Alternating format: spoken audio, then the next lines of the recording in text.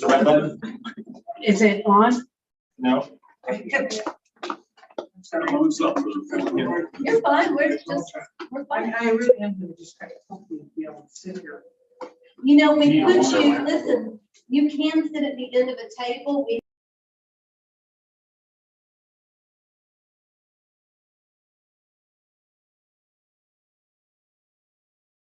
Your voice is on. I really, that's going to be the screen. okay, do you want to move over there to the end?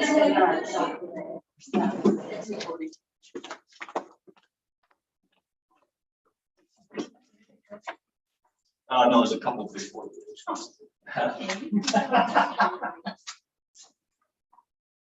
She's gonna move over there. She can't see. Oh, okay. Okay.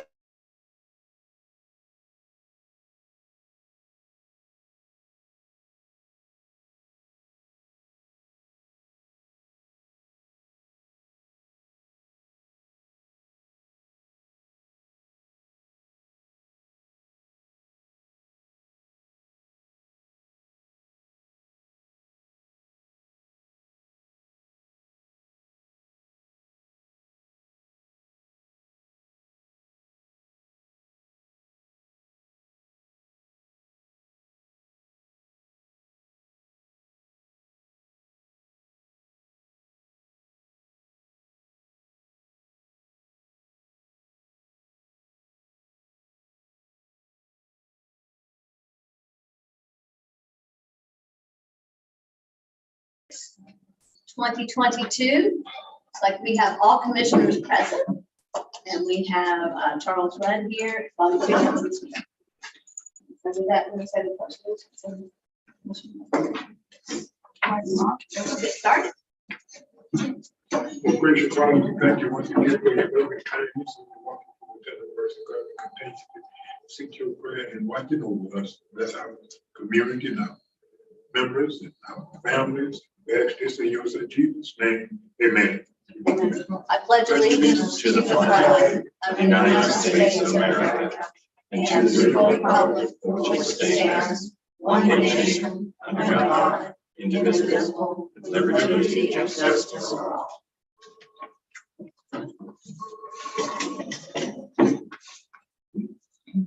Show is yours, Charles. Go ahead.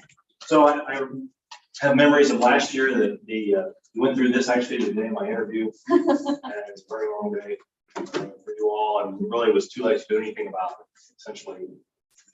So this year we're starting earlier, and this is really a working session. First look at the budget. It's going to keep evolving. We still don't have some state revenue numbers. We're still calculating FICA and those other things, pension. We're estimating how much the insurance will go up and so forth. So by the end of the process, September, it will look very, very similar to this, but it'll be different. And maybe through this process, you all will introduce things that need to fit in there in the budget. So we'll talk about what we want to spend. It's really, as usual, if you're all familiar, it's a very bare bones, mostly operational budget, less operating. There's a few instances here and there we'll talk about where we can maybe get a chance to do something, make some headway. And then at the end of the day, you'll have to choose a millage rate. We'll have that conversation sort of at the end of the day. We'll set the maximum, the not to exceed millage rate on the 14th, so we can notify the public. And then we'll just we're going to keep working on this all the way till first reading, even first reading in September. We might make some changes, and then for second reading, we're adopted to get us where we want to be. So Thank you, to stop you with that. Thank you for doing this so early on, especially before we even have to address the millage. Making that short notice. And so we appreciate you doing it and doing it. I know it's taking up time, but thank you for doing it in these segments. Just makes it easier to chew a little bit. So, and today's a big body. General fund's good side of the budget. so thank you, Charles, for doing that. So what I want to do is try to tie it to the strategic plan. We did a strategic plan. So what'll happen next spring, we'll look at the strategic plan first, revise it, and then go into budgeting. This year we just adopted this. So this is just a summary, the 7 goals. And I wanted to add sort of where we were addressing those within the budget. Right here, everybody. Let's turn their ears. I'm gonna excuse myself. is where we'll address those within the budget.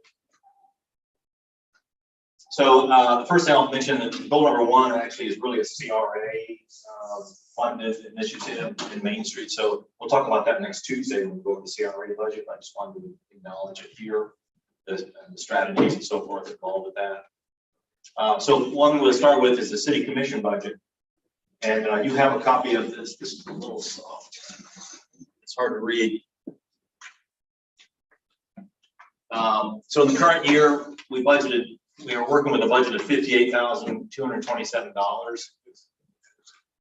And actually the printout you have shows where we're at to date.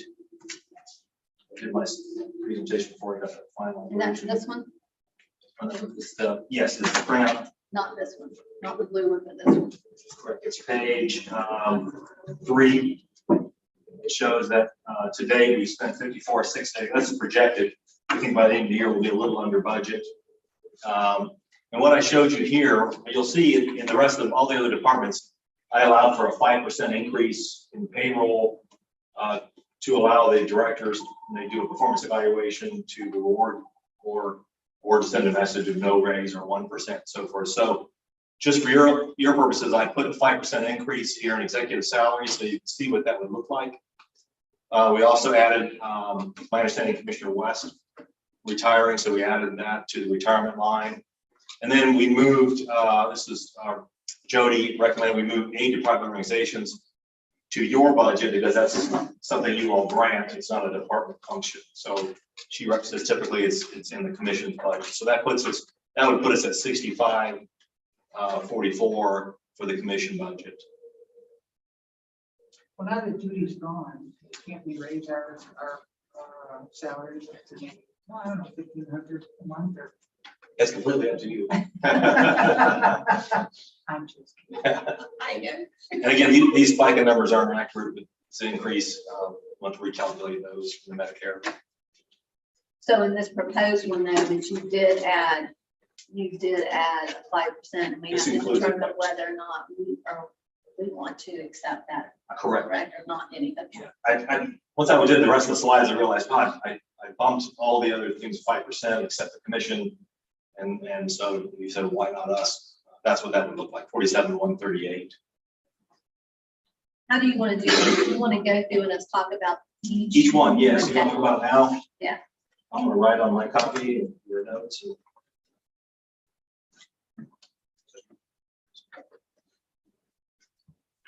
I'm given, I mean, I'll start off given what we have. I mean, I don't feel that a raise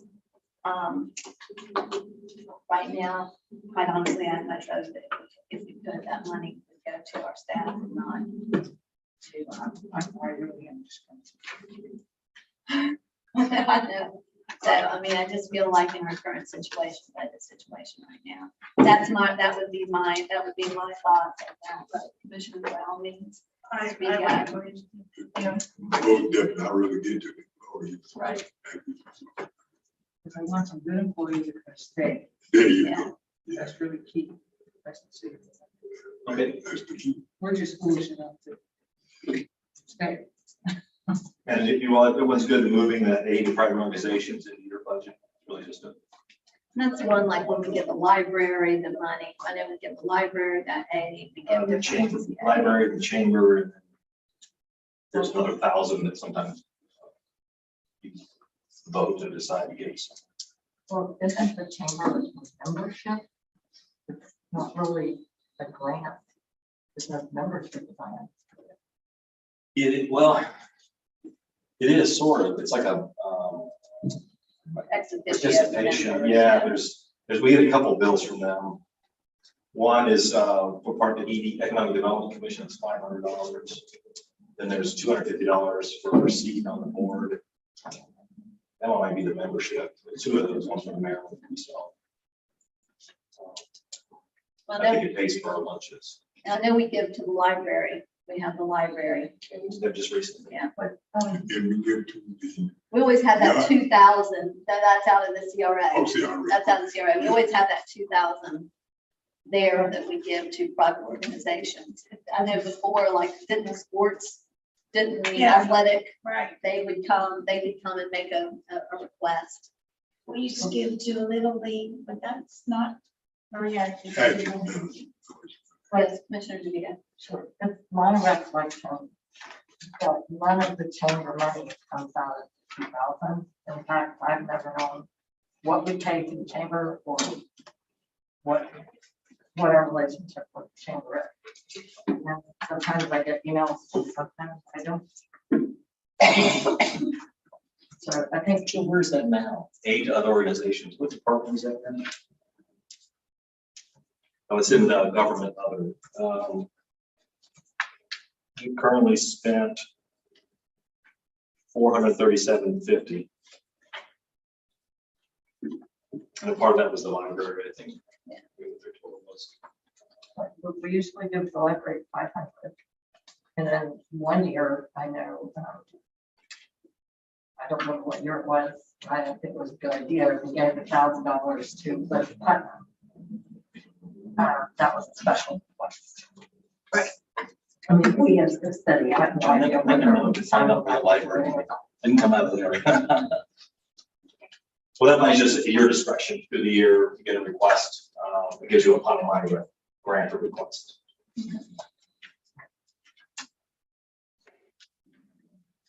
Do we have anything else on that one that anybody wants to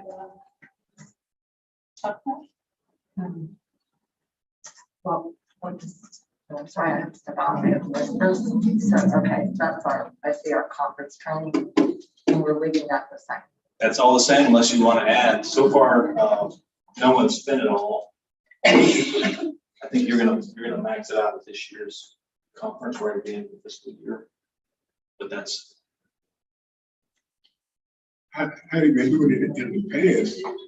The commissioner don't go and another one, commissioner one. you share the money. Share the money then, you know, basically do it that way. How you do it in the past, I don't know how. If y'all wanna go forward with it. I don't know, this isn't just very specific. No, it's for any training, any training to do. That's our budget. Looks that like we it's have. been. Yeah. I'm not going this year, so. Well, you're not I'm going to, I'm not going. But that's for this fiscal year. This is for next fiscal year. This is So for for next this fiscal current fiscal year, when you look at that, I'm not gonna go this year. Because I could do some training now. Some other training, Some other and that's type where training. these funds would come from. So I'm gonna be kind of looking for that next year. Yeah, it's there. So I think that, my feeling that, and as Commissioner Banks indicated, you guys can, I'm not gonna use it, you can use the rest of mine kind of thing. So it looks like that's probably. Okay, so my question to Commissioner Burton, if I may, what kind of training are you looking for? Well, I'm not quite sure yet.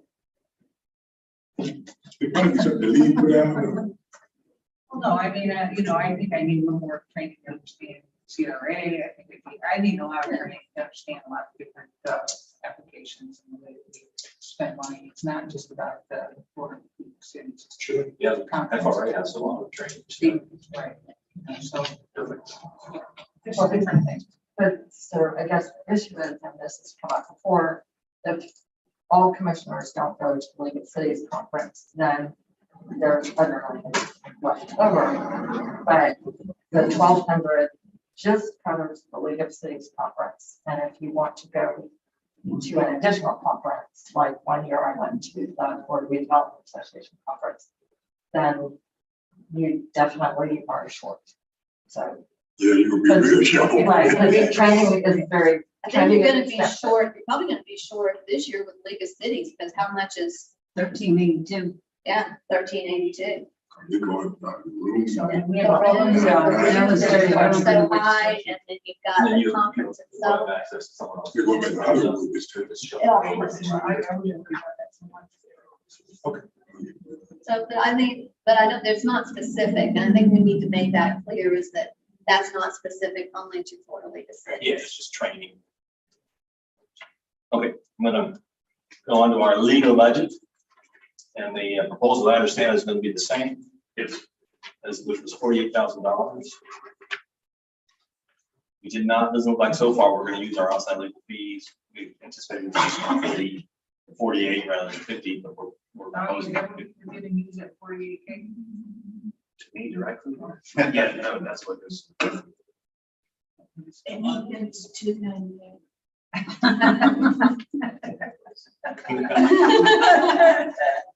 Okay. Well, that's one of the things I was gonna bring up when we talk about adding more, meetings. And that involves the legal part of it too, so that one of my concerns about it. Yeah, to be mindful of that also. Right now, we get 20 hours a month. And I'd say, well, I don't have the exact figures, I'd say right now, it's probably averaging 10, 15-ish hours. There has not been one that I where we're used. There has been, so we haven't built for the excess. Yeah, And we have other attorneys, but that's covered under the league, because we have the one pending lawsuit that we have right now against the city. But that doesn't come out of this, that would come out of this. No, which one is that? I thought we did. it was. We did, but no, then, Brett Peterson's suit, Oh, we have that suit. Okay. I think we still have the one the guy stepped through. And the guy stepped through the dock, so we have those two. But Bobby's not, he doesn't, that's not part of this. The attorney Jackson. Yes, sir. Susan. Yes, Susan, she is something else. She's a sweet person. Anything else on legal? Well, so yes, my question about that is if we're talking about the right budget department for things to be on, the mayor mentioned something about the payment to the League of Cities for outside attorney comes out of. No, I don't think Or that's membership? covered under our. The state for our membership, insurance, our yeah. insurance. Okay. So it doesn't come, so none of that comes out of this. Right, so in other words, there's a sub, that's under whatever department or budget line General General item. government, yeah, Okay, so our contracted attorney is through the League of Cities. what we pay, not for membership, what we pay for our insurance. Insurance, correct. So our planning and zoning, this one, we will have finished the recodification. We just heard from them about a month ago, so they've almost wrapped that up. We think that the land development code update will overlap a little bit into next year, might get a final invoice. So we want to put $5,000 over there. And then we've upped the advertising considerably just because of the rates and so forth. And then the administrative fee, I have 30,000 in there. And that's really just a guess. If it's slow, if growth slows down, it'll slow down. If we get a lot of development coming in, it'll be more. So this last year, we had to add some more money to that account, that line, and we may have to do that in the future. I have a question about the advertising. It's my understanding that for some advertising, we are now allowed to do it all electronically. I asked Karen to look into that today. Well, I think that we're allowed to do most of it electronically. My question is, even if we can, should, to me, that is a really big question. Just a really big question. We should stop advertising in the paper. Currently, looks like we anticipate to spend 500 this year. There was legislation passed, and you would know because you're in the legislative, but has he signed that into, did he sign that into law? Almost everything has been signed. Actually, that was covered. That was covered at the Northeast Board of League of Cities meeting that we went to. And I honestly don't remember whether that was a category of signed or not signed. It sounded like it was in that deal.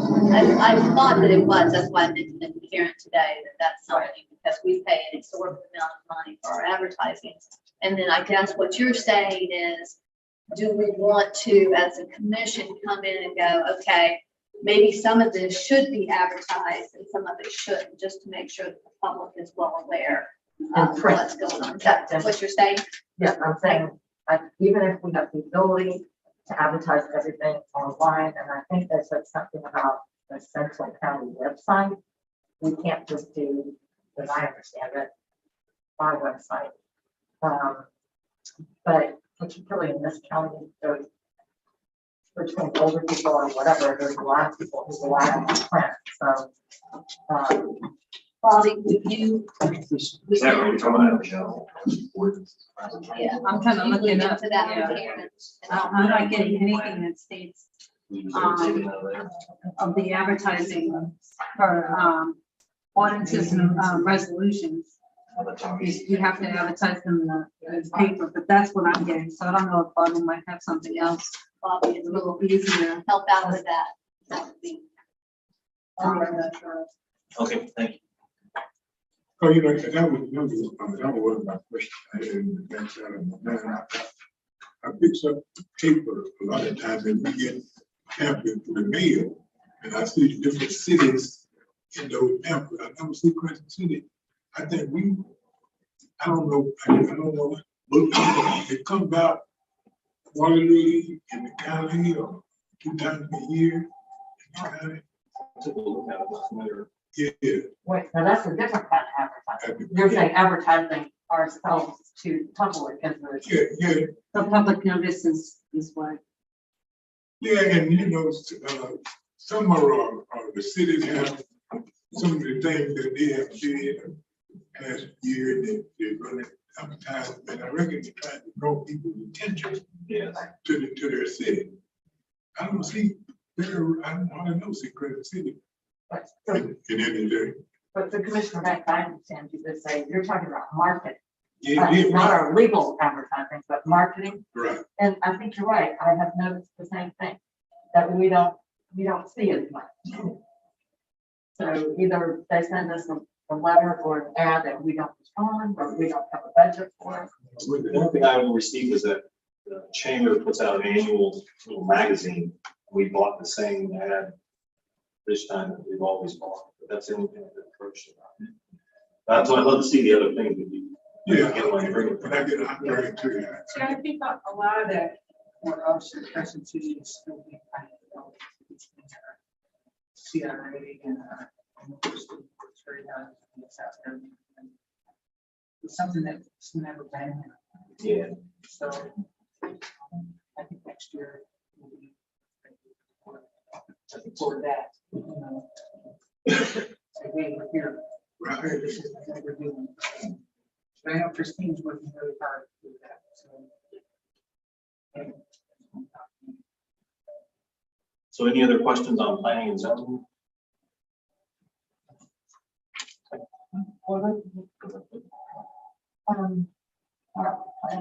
We have the land development code update, the reclassification.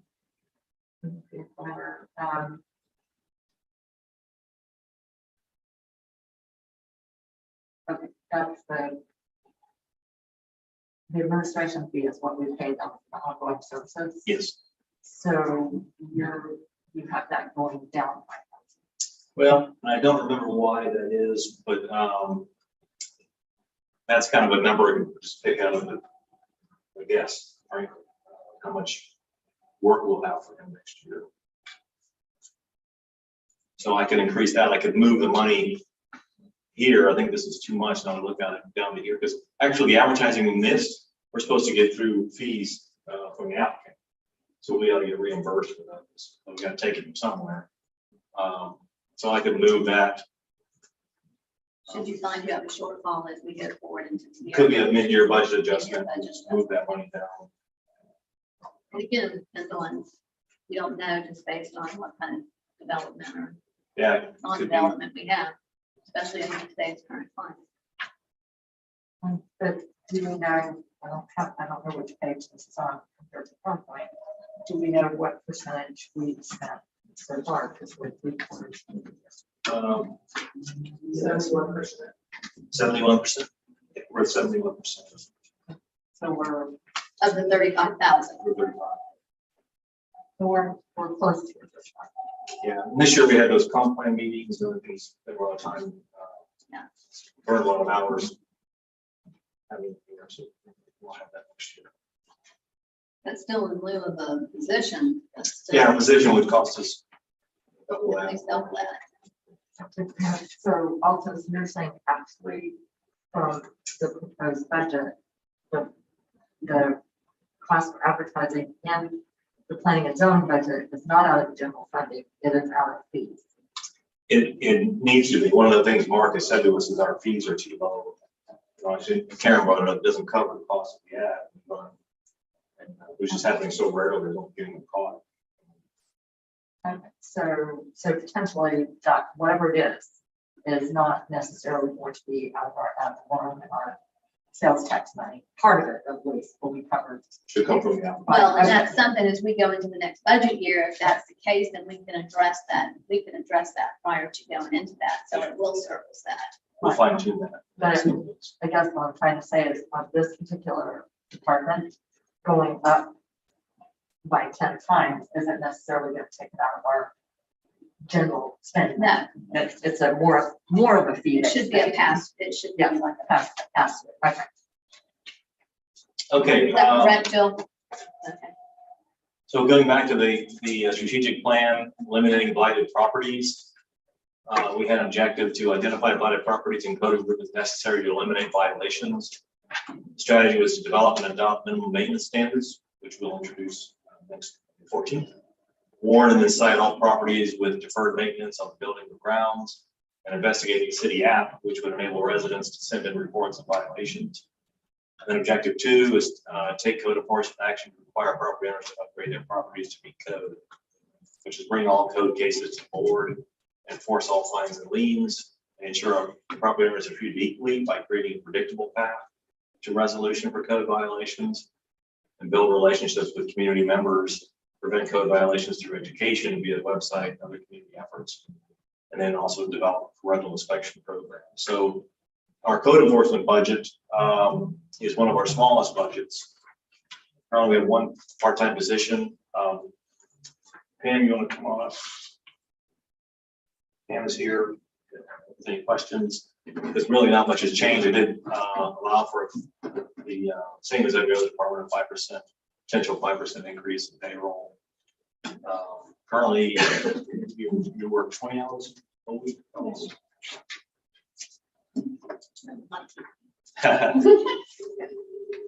So you can see there's not much change. The big one, the code enforcement operations, we split that out as we added IT support and IT licensing.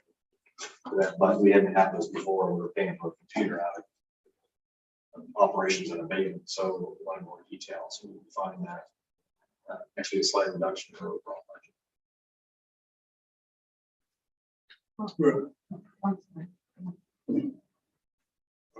Okay. Well, okay, now, if we're not looking at the wrong one, that in the past, we used to put X number of dollars in case we have to tear down the house and have it removed. What we get that in? It'll probably be abatement, code enforcement operations and abatement. See right there, it says the from 6 to 31, 3164. A little further down. Okay. And I know if you were interested in 4 hours for that position, given that we have part of our strategic plan really focuses on code enforcement. If we when we adopt the minimum maintenance standards, there'll be a lot more code to enforce. So How is that code coming along? I mean, the minimum maintenance standards. well, you're gonna have the minimum maintenance standards that are codes right now are kind of messed up. Is that being cleaned up? In other words, for people really understand what kind of. Or Well, there's 2 codes. There's a land development code, which Mark is working on, which is for new construction, zoning, and all that. And then there's the code of ordinances, which we currently have codified and put online, so it's easier for us to access and look up. Okay, so now, is that almost complete, or Yes, we believe so. is some of that cleaned up where it makes sense, or is some of it still kind of wishy-washy? Karen, were you able to get through anyone today? The status of the For Unicode? For Unicode, they emailed me back and said that if he passed on the information to somebody, they were supposed to be on about it. They told us about a month ago that they're very close to. They're close to getting it done. And once they do that, I think once they do that, then that will have a better opportunity to look at it and see what's actually in place and what's not in What's place. not. And that's what they're doing, is they're going through and cleaning all that up, and we be able to access it and see, oh, well, this ordinance, we did away with this ordinance, and it should be able to That's the assist. intent. That's the intent anyway. I think my point was this. I mean, I know it's the past year, but I'm talking about future, what we want to do going forward.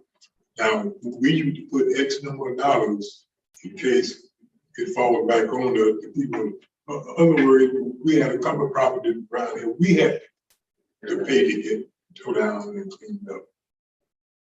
If we put anything back in the future for that, We could add money to this line right here, code enforcement operations and abatement. We have 3164. If we want to make that $10,000, $15,000, just in case we have to tear down a building, we can do that.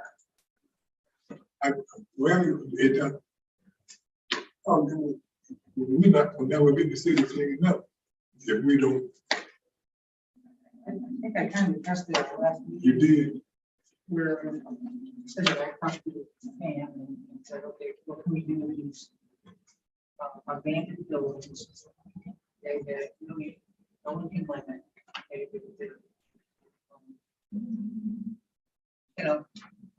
Nobody can live in these buildings. She said it was too big to do. Of course, we have to get them condemned. Once they were condemned, they have 2 ways to go. And one way is for them to bring everything back up to code within the house so someone could live in it, not just board it up. And the second thing was, if they can't do that, then, their options are kind of limited. They can sell the property. But basically, the property would have to be demolished.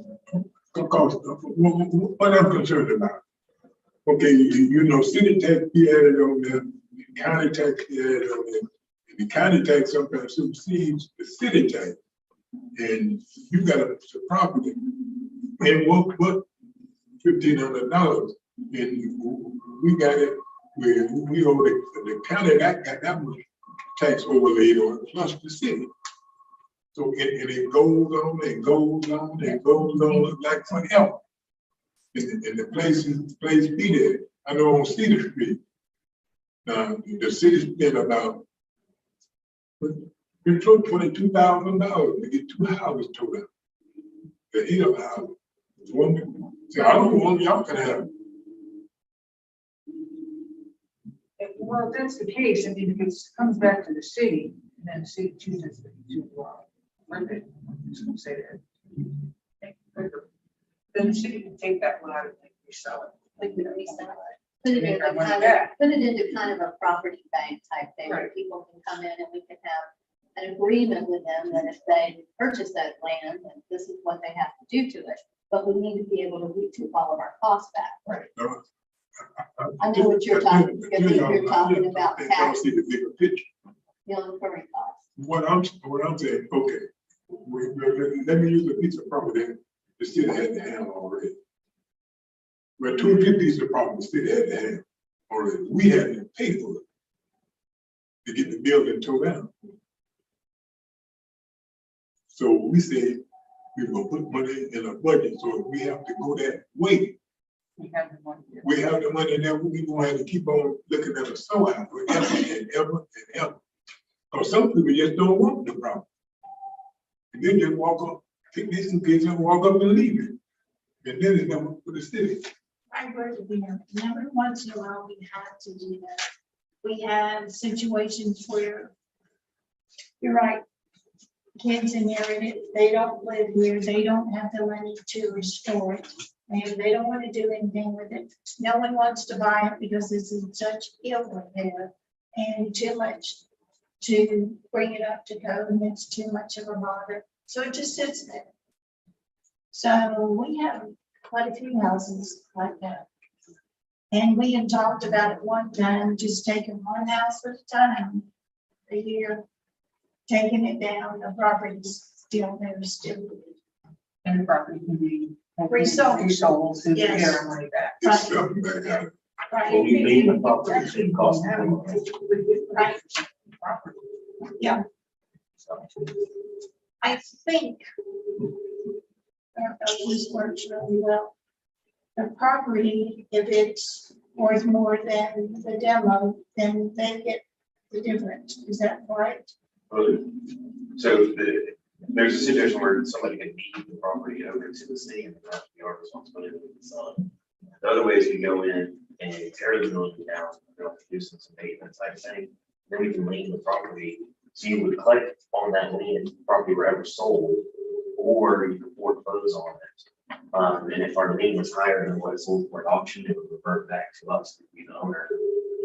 But then you have a piece of property that's obviously worth less than what you have in it. And That's what I'm then talking you can get rid of it, or you just eat it and reduce the lien, or get rid of the lien and sell the property, so make it marketable. So can we come up with some way to say, this is how Crescent City is gonna deal with this? I mean, this is how we're gonna deal with it.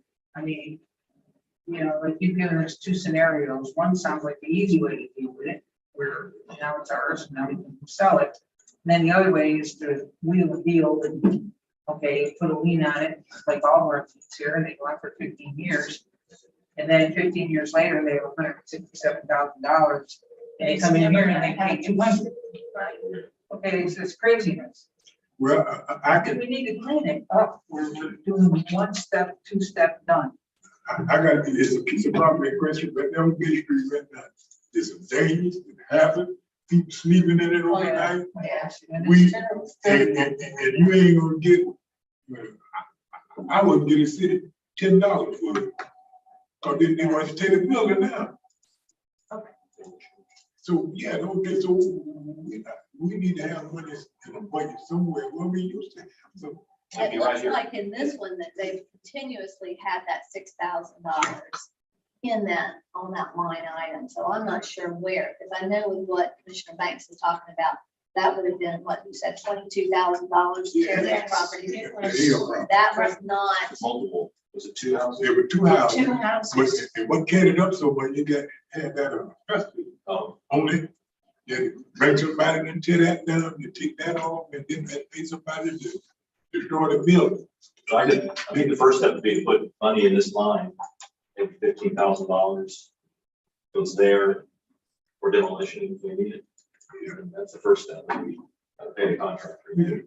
And the only way we're gonna make progress and get the city halfway clean. Okay, can I say one thing? Sure. The one thing I agree with Commissioner Burton about this is a plan would be the thing, an inventory and a plan. But there is no simple way to do it, just one step, two steps, because there are legal issues. And we've discussed this before at many, many meetings. And our attorney has, sometimes the city manager has always made us aware. It's very rare, if not find anybody that we can just go and demolish the house. Don't we have to get a court order to demolish the house? Or the section?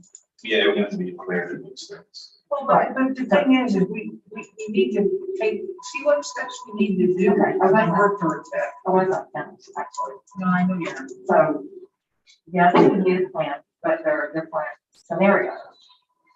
If something is homestead, if there are, for example, you can have many errors that need to be notified and things of that nature. So there are a lot of different scenarios that, yes, that would help if we standardize how we approach things. And it's my recollection that money for abatement has been, I guess, regardless of what's in the budget, it's been done on an ad hoc basis if something comes up. Because different abatements cost different amounts of money. And we've addressed the potential of abatement for some property. And Mr. Asbury said it was too potential. I mean, if we really did a budget, it's just like if you do a budget for affordable housing, it's usually an unattainable goal. if we did a budget for abatement on 15 properties, it would be a huge amount, but we could do that and then start working backwards. I don't know if this is the meeting for that. I don't think so. I think everybody did. But I think what we could do, because I think we sent out 3 letters for foreclosure, and all of them got resolved. One of them was a problem that we had with notice, and then the other 2 got resolved. So I think that would be the first step. And then we can put it on the meeting for next week to talk about writing letters for everyone that we have, because it seemed like once I wrote a letter saying that we intended to, we were gonna talk about foreclosure, if they did respond, we got responses from everybody that we sent one to. So that may be a way to, it's not, doesn't cost as much as going in and taking somebody's property or not. Stuff like that. I agree, with our attorney. This is really not, we need to be talking about a budget Yeah, now. but this is, yeah. But what you're saying is this isn't enough money to do Enough money, we can do anything. It's We what really it's need going more in. money. Yeah, we need more So money. that's something, Charles, if we go forward with this budget, you can look to see if there's some way that we could add some more into this. Just so that we have that, especially if we're gonna do these minimum maintenance standards and go forward, and we are gonna, if we show that we're serious. And I think this will show that we are serious. And as far as Pam and the hours, I feel like we could be more aggressive. And are we being aggressive enough within the 20 hours that we currently have that we're using? And what would happen if we increase those hours? What more are we going to get out of that? That would be something I think we need to think about. I mean, I think we probably do need a full-time code enforcement. Got a lot of issues that we could use one for, you know, or we have issues on weekends. You know, somehow or another to figure that out. I just want to make sure that when we do that, we're aggressive in what we're doing for code enforcement. And that we're using those hours wisely. Could I, just right, my number one issue that I've been asking about is increasing the hours for code and the weekend issue. Because of my understanding, if someone is building without a permit, that those things are typically done on the weekends here. There's not anyone, there are things that cannot be addressed on weekends because we don't have somebody to address them. So I would second both of those points. That adding hours, perhaps making some of the weekend time very, very helpful. How many hours do you want to add? 10? From 20 to 30. Yeah, we can go up to, Is Pam going to be willing to go 10 more hours? I guess she's going to increase, we can stay below the threshold for benefits. Is still, what is it, 32 hours? I think it's 36. 32 hours would be 4 separate days. It'd still be part-time. You wouldn't have to have breaks. Or would just like us to be, I'd like us to be a little more aggressive. I do feel like we have that opportunity and that, you know, because I know we as commissioners, we come to, you know, Charles and we report things, but I'd like to know that whenever I did, oh yeah, that's already on our radar. That's already on our radar. That's just as good. We do need a better tracking system. Yeah. So we definitely need a better tracking system, absolutely. I look for some programs, but I don't get prices or anything like that all the time. They want to come and demonstrate it for you.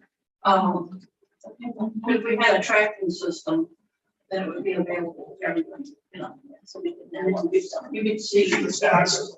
Violation. And I feel like we've also sent the message, and I hope we sent it strongly enough to our code enforcement board, that this coming back to us with 0 is just not acceptable anymore. That there are administrative costs involved, even if a property owner has come in there and said, Pam, we're leaving that. I think we're probably leaving that up to you too, because we've got to get some of those administrative fees back. We've got to be able to get you. Their neglect, it's costing us, not us, but it's costing other taxpayers money, and that's how we have to look at it. But the biggest thing that I see that comes all the time is, well, you know, they put this lien, 15 people, you should have on some shack. And you can't collect it in the house, it's falling down. It's just a shack now. But it was on some shack, so therefore we can't, you know, we can't collect that money. But this whole thing, mess over here, there's nothing that says, you know, once a month or every 3 months, a letter should go out to these people. If we have a lien on your property, and in 3 months' time, that lien is up to $1,000. Pay me. Okay, fix it or pay me. They don't pay it. But you have to keep reminding them, because it just seems like they're like, oh my gosh, I haven't heard about this for 20 years. What do you mean? Okay. Can't do that anymore. It's my understanding that some of this comes from inadequate record keeping in the past. And that we are now trying to address the links. Is that not correct? Yes. Okay, so it's not our ongoing practice that we don't follow up on. No, and that's what she said from 20 years ago, and that happens, but they need to know that clock is still ticking. But I don't think that she necessarily, I'm not saying us, we don't necessarily send anything out. We don't have a policy To do that. No, we don't. So it just keeps rolling. Good, but can I say, can I have a meeting? Just a Yes, sir. minute. I thought we on the budget. Yeah. We off the budget. Now, we needed to, maybe we need to call another special meeting. About code enforcement. I thought we did that also. Well, this is good. Ain't got no clarity on it. This is good. We're gonna add money to the abatement, Yes. and then, why don't you go ahead and have the software. And we're talking about how we can track them and if it's gonna be effective for us to add more hours to her, to add More salary. hours and more software. Yeah. So yeah, I think these are budget. And I actually have a budget issue that will go potentially under code enforcement, because we're talking about the minimum maintenance standard. A couple of years ago, at some point, I heard from a member of the public that do we have any neighbor helping neighbor programs? And one thing that occurs to me is it might help us if we had a small grant program for owners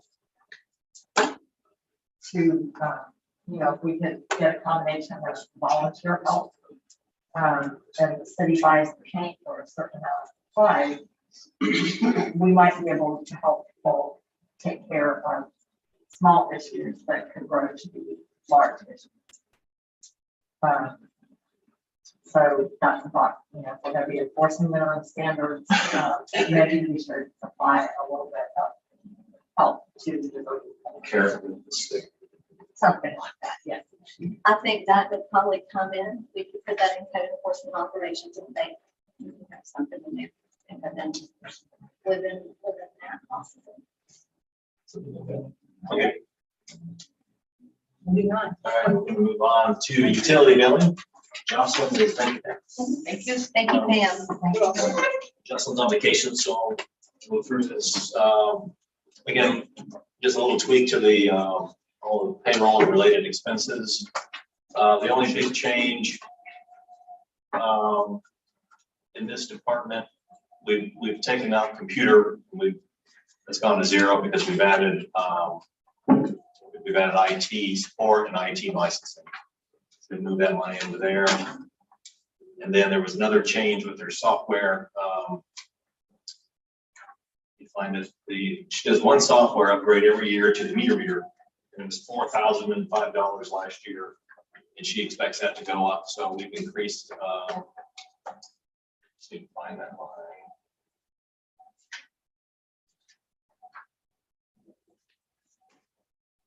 Equipment repair and maintenance, maybe? Here, yeah, equipment repair and maintenance. 4,500. So that one bumped up a little bit for that software.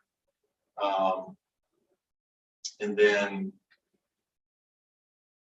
I think that was all the supplies went up as well. And then for her equipment and all the supplies, she may have to buy actually a small equipment like a letter folder, stuffer, and those kind of things. So she has a little, that's this. We move these office equipment. We added that on here under office supplies. It's not a capital expense. So her budget did go up a little bit. But most of it's just keeping the bills going out and continue to operate.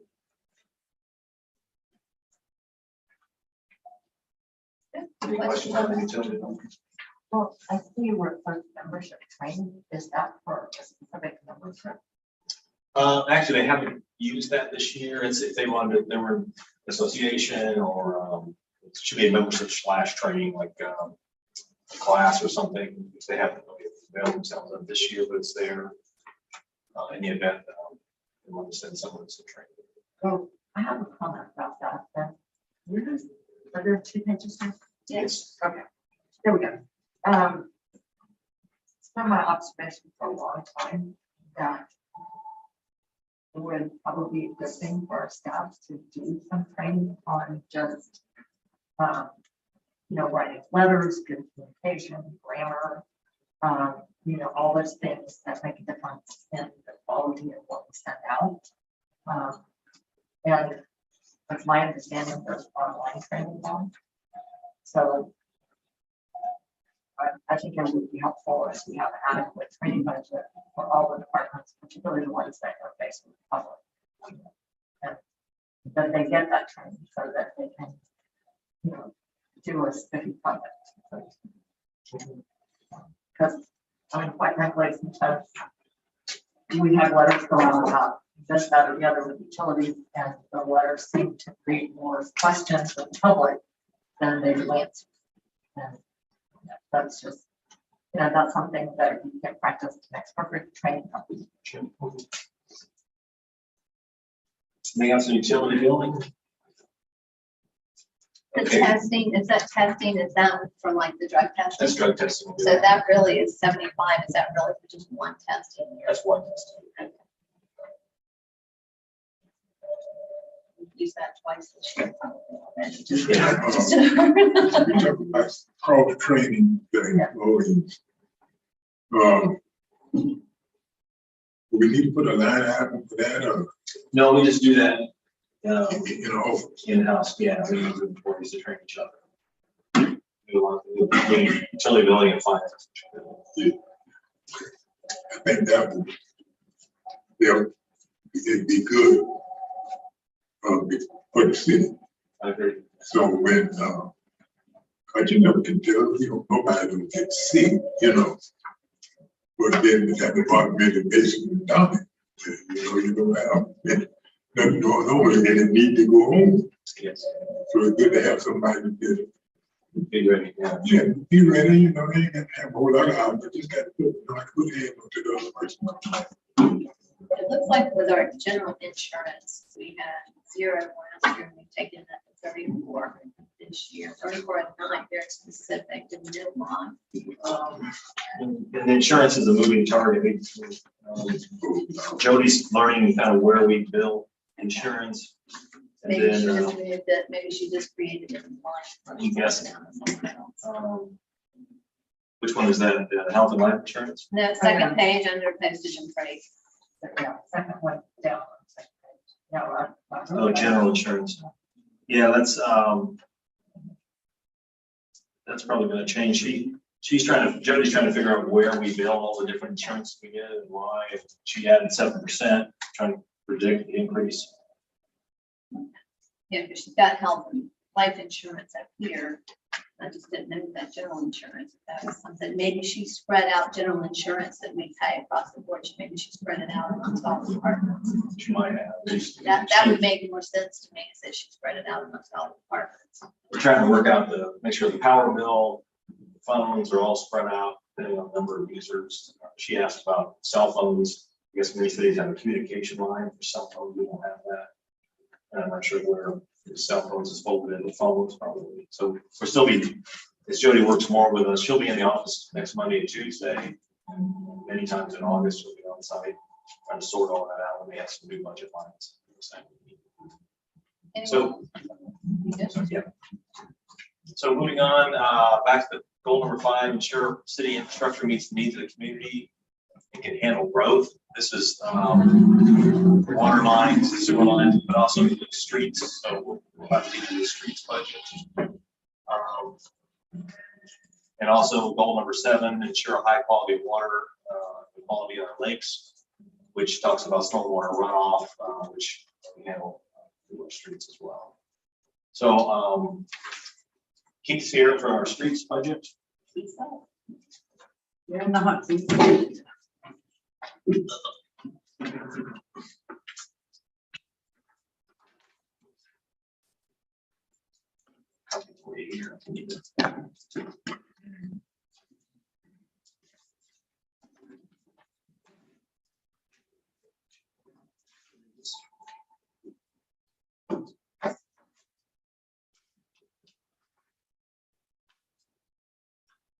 Before we start with Keith, let me, if I can go back, because I know this is so beneficial for us to have the directors here. I think we started this last year and to go forward, because before we didn't hear from Jocelyn, I know Pam said she was looking for a tracking system. That was something that would help her. Jocelyn, did she have anything that she felt like would help her or benefit her? Yeah. She asked for a cell phone. No, Pam asked for a tracking. Oh, Pam did. Yeah, Pam, so I've got that listed for Pam. Yeah, I've asked her to go ahead and have those folks come in and pitch to us and see what the cost is. Jocelyn didn't say anything to you. No, she doesn't want to, has to use her personal phone for work, business stuff, put a cell phone in. That phone line. Yeah, we're gonna try to solve that. So streets, you can see it's pretty steady. Jody did some moving around. She did, if you look at the bottom, she didn't like these, there's 2 dates here.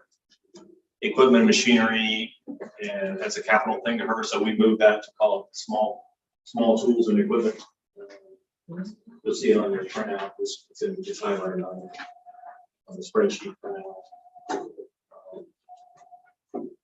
Street paving really throws us off when we throw one of these in there. Really Street throws the paving. numbers off, then I'm like, Yeah, wow. we've not been awarded that grant, but we have to put it in there. I hope we'll know by the time we vote on the grant. We changed big. Where's the street pavement? And then the second page. It's the dirt roads. It's, Okay. yeah. That would divide it in half. Start.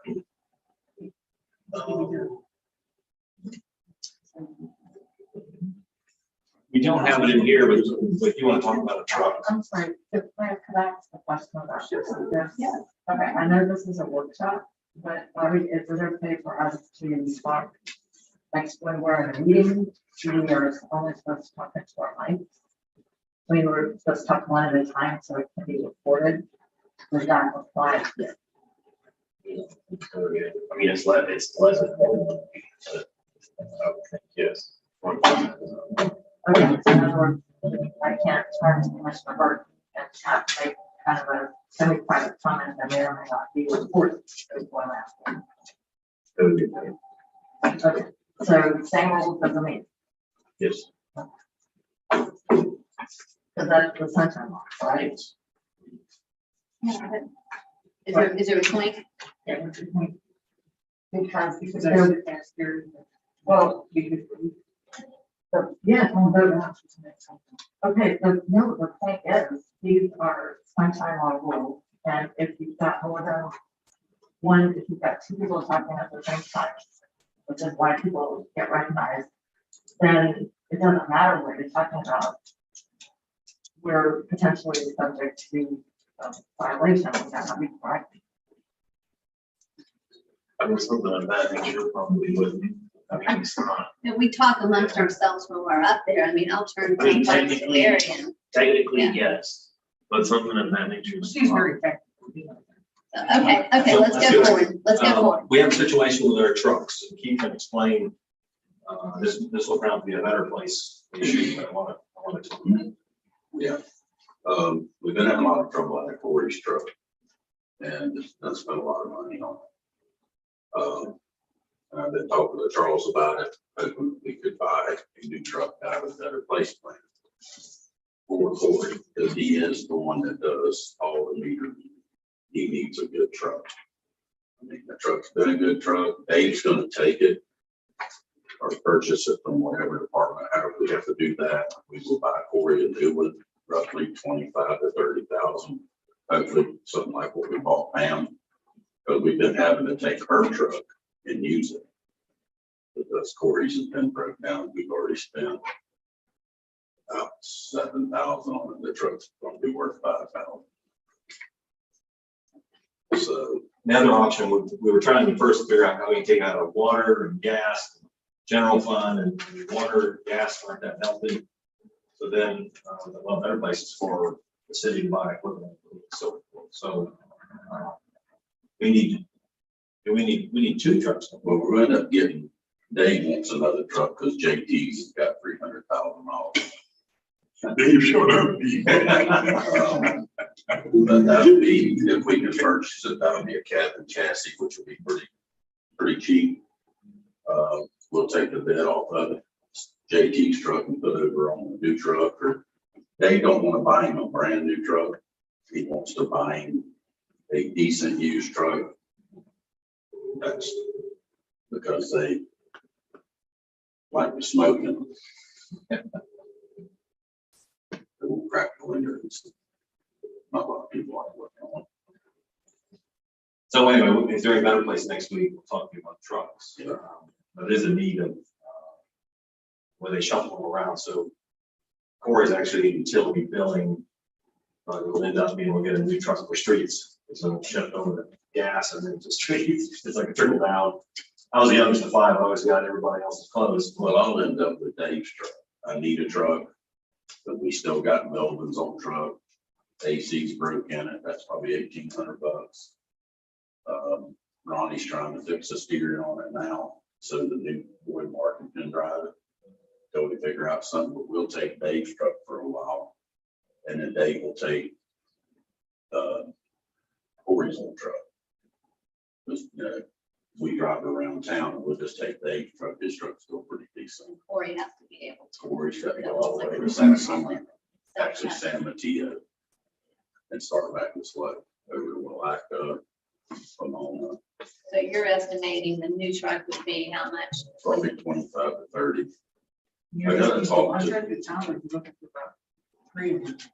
Well, if we could afford it, yeah, we'd love to have three. I mean, because most of my trucks now are in pretty good shape.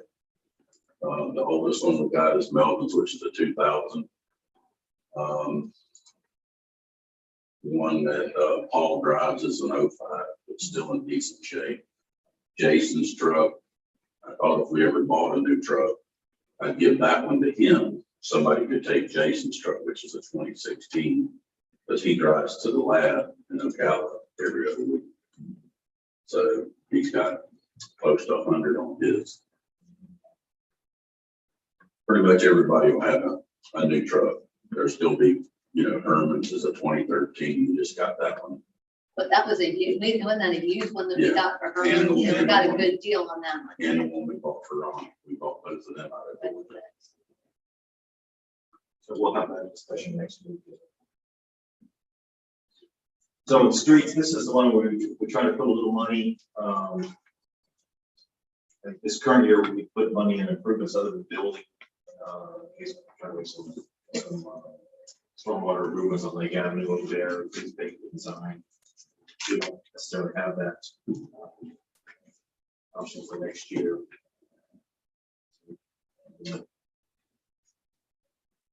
Don't show that in the budget.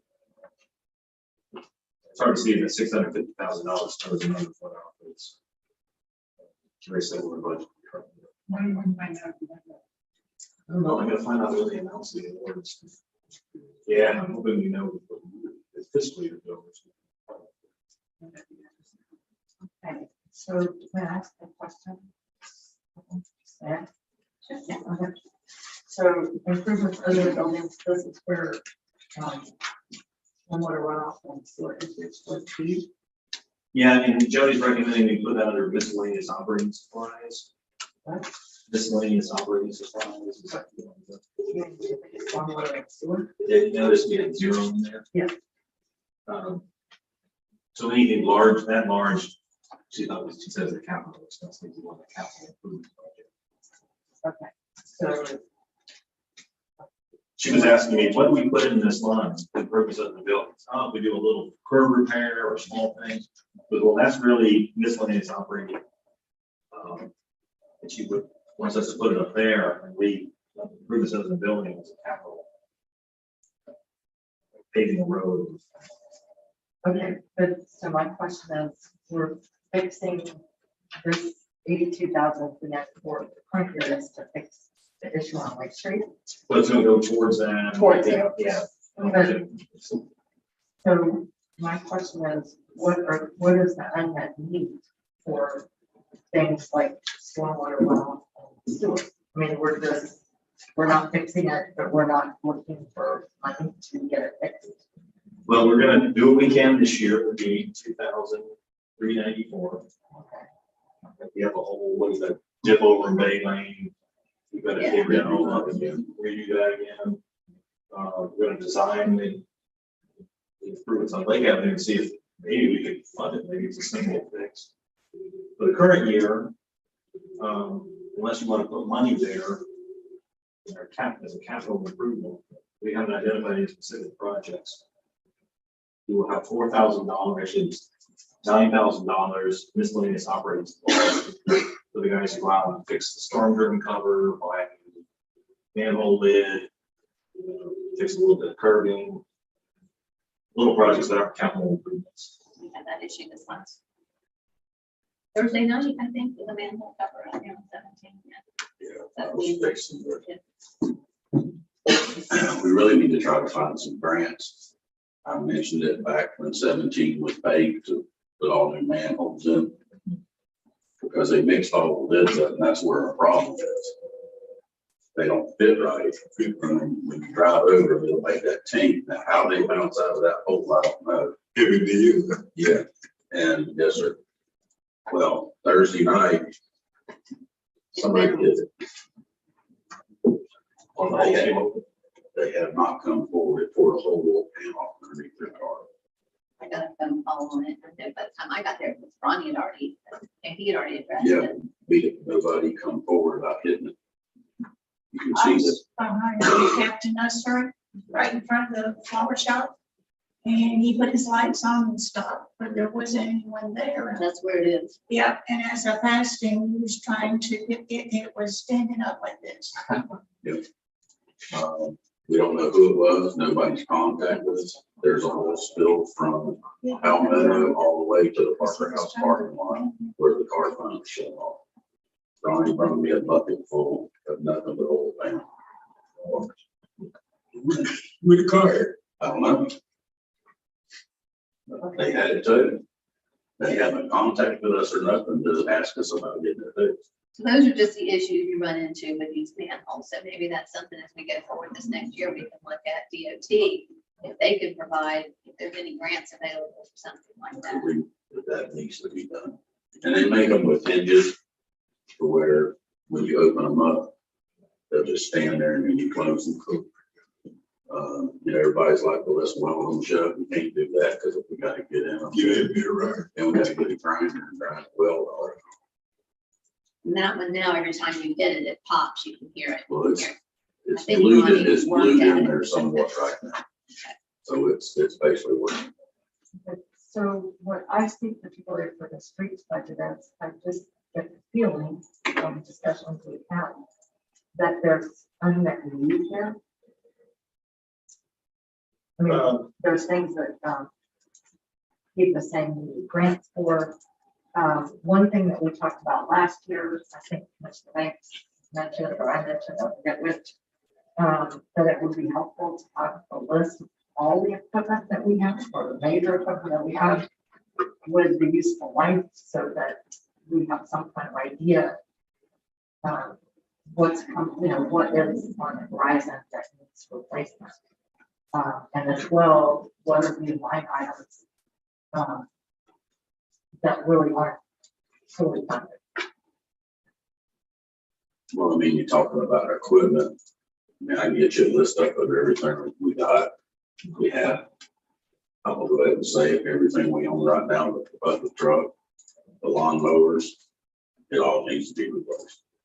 The tractor, I know the air conditioner's out on the That tractor. that can be fixed. I mean, that's, and what kills is we won't use it all the time. Yeah.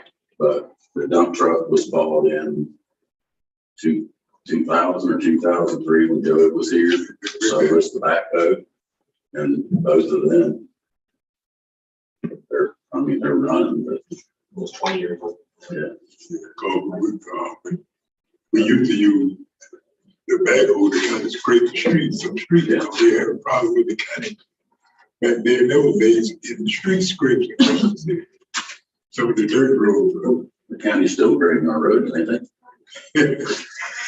Well, I think, so I guess that's what we, But as we go forward, if you do that, and, you know, so that you can put money away, just like we do for the fire truck, just so that we could know that this year we need a new truck Well, that's what the Better Place Yes. Fund was passed.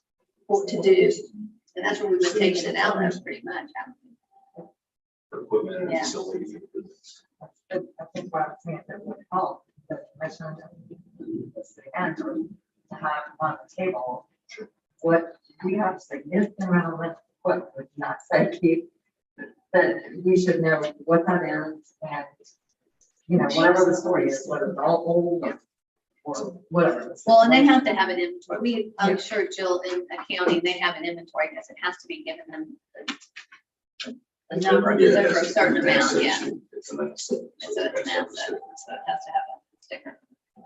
And then the quality of it. And that's what we're talking about.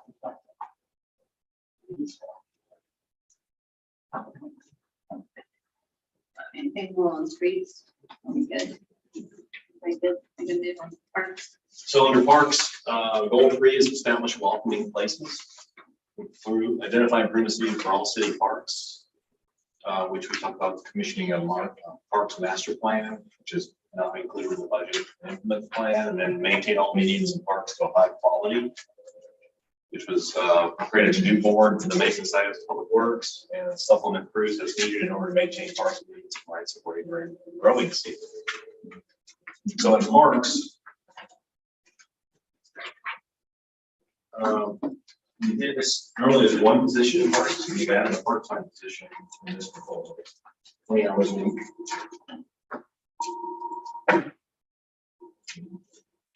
Did you decide to leave the mayor? Bringing a lot of parks. My salary, that's why I said we don't need an increase on the other one. I don't need that because they're hired. There you go. Unfortunately, the charter won't let them, so. let me ask you this. What can we do to eliminate buzzards? To me, it looked like it's not sanitary.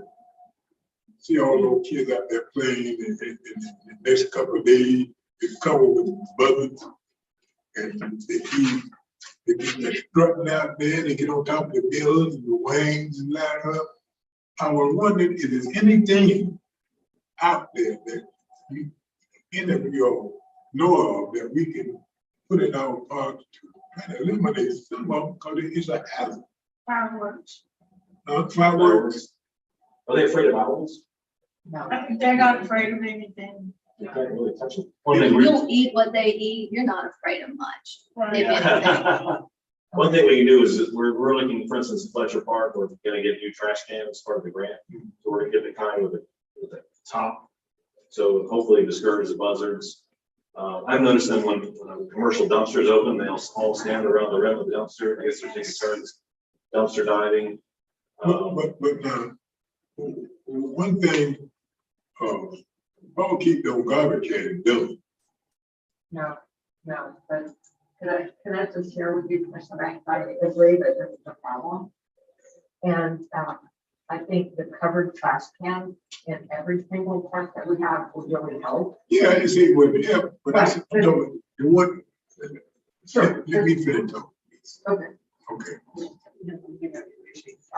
Yeah, if we let, the man, what we got there now, he dumps regular. Almost every morning I see him there. Yeah, he don't, until you go around to all of them and dump the garbage. Now, we might need a different garbage can. There's only 3 garbage cans. I went by the other day, I counted. There's, I think, 2 at the beach and maybe 1 at the beach and then 1 in the middle sort of kind of thing, and then towards the end. Yeah, there's 3 out there. That's There is 3 basically. That's kind of for like a weekend, like this last weekend. Yeah. It's really not enough. There'll be 40 of them on the tower, the water tower. It'll have 30 to 40 vultures. Perch all over that. Yeah. Yeah, that's gotten better. But going back to garbage cans, what I see both at Utilized Park and, Dexter Beach, pretty much all the parks, if it's a heavy use day, there's garbage that just spills over, or it's filled up to the top, and that the buzzards come right away. So during the work week, the cans are empty. But on a heavy use day, the buzzards are there immediately, they may be there for 6 hours. There's other animals that come, the trash cans get pretty nasty, and like, to me, I think we need closed cans. And as well, I've always felt that people are going to bring picnic food. We really need to encourage them to take that food home. Because people, right, carry and carry out, which some parks do, because it is just not right for people to dump huge amounts of what it basically is food trash that attracts all kind of animals. We do have a problem. So buzzards are protected. Yes, FWC might be able to help us a little bit, you can put wires there, but for sure, just going by during the day, the trash is scattered faster than staff can do that. And I think a combination of things, maybe having somebody go on weekends, getting people to carry in, carry out, and getting those closed cans, because we are attracting the amusement thing. Keith, it sounds good, carry in, carry out. Will we do Tell me. that when they rent it or? Yeah, they require that. Anybody when they have a function there, and they have all been very good about making sure that even on the street out here, making sure that all the garbage is picked up. But from the general public, you deal with this. Your department Monday deals with night was this. a disaster. I'm sure. I knew Monday night was gonna be. I read about it. Yeah. You see all the garbage? Yeah, that next day. It was like that It was all midday and scattered. into, yeah. Well, they gathered their Monday night to do their fireworks like they do every year, which is fine, I They don't did care. that, yeah. But if they would at least help clean up, there's some garbage bags. There must have been 10 or 15 stacked around the one by the pavilion. And I just don't know how we enforce that to require them to carry it out. I mean, we couldn't even put a dumpster there and they would come They in, wouldn't dump then it we there. would have to pick it up and move it.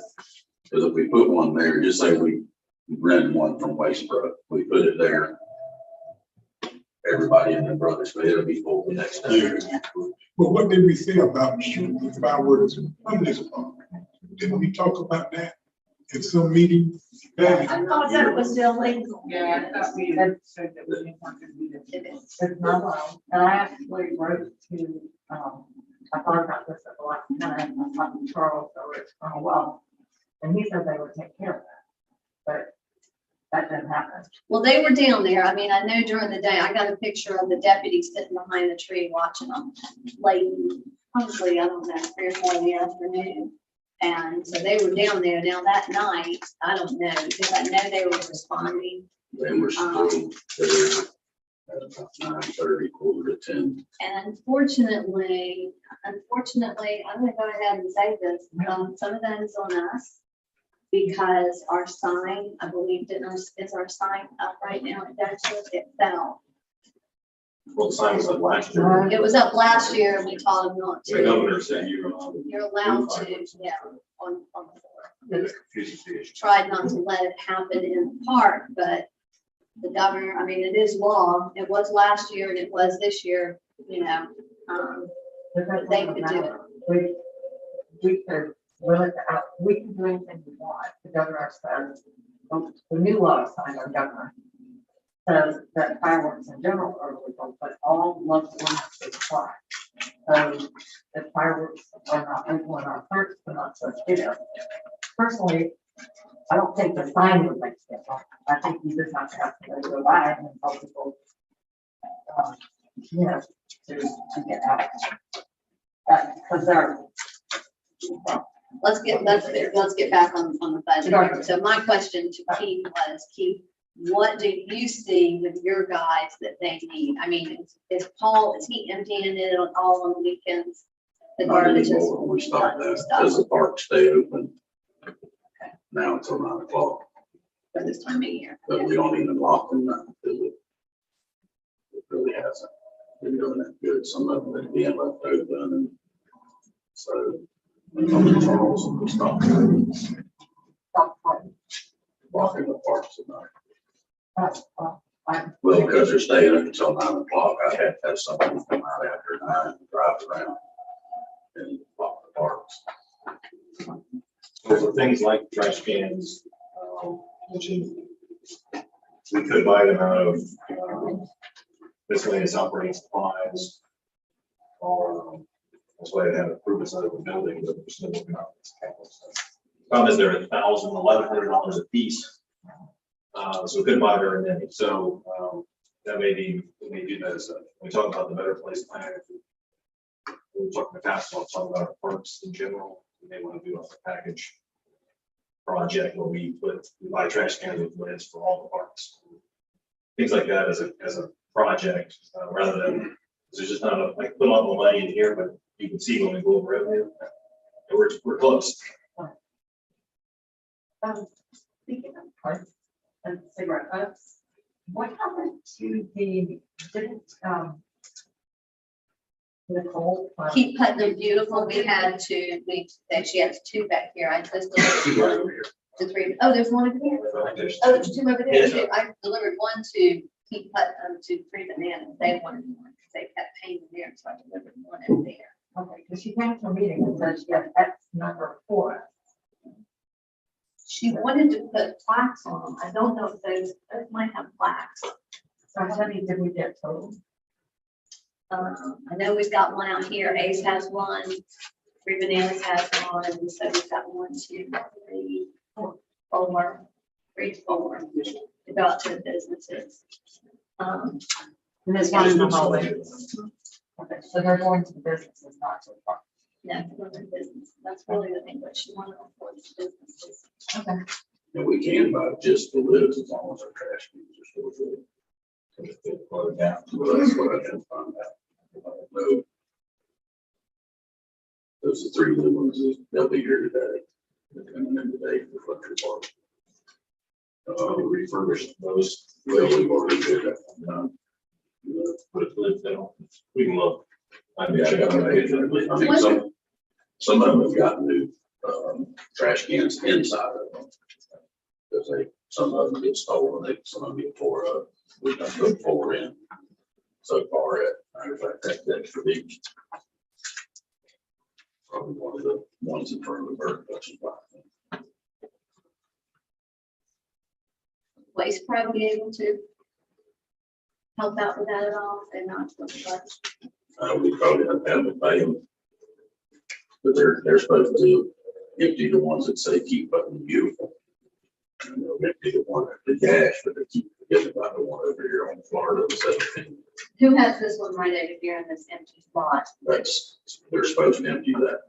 Why do we have that there? That's just. It's just always been there back when the mailbox, the paper boxes were there, they put it there. There's one in front of the fire station. Yeah, that used to sit across the street of the park house. Lou has to have it moved because he was the one studying it. And also on parks budget, Mr. Wright's asked about the budget, and then one option is we could hire a wildlife consultant and have them look around and tell them what we can do.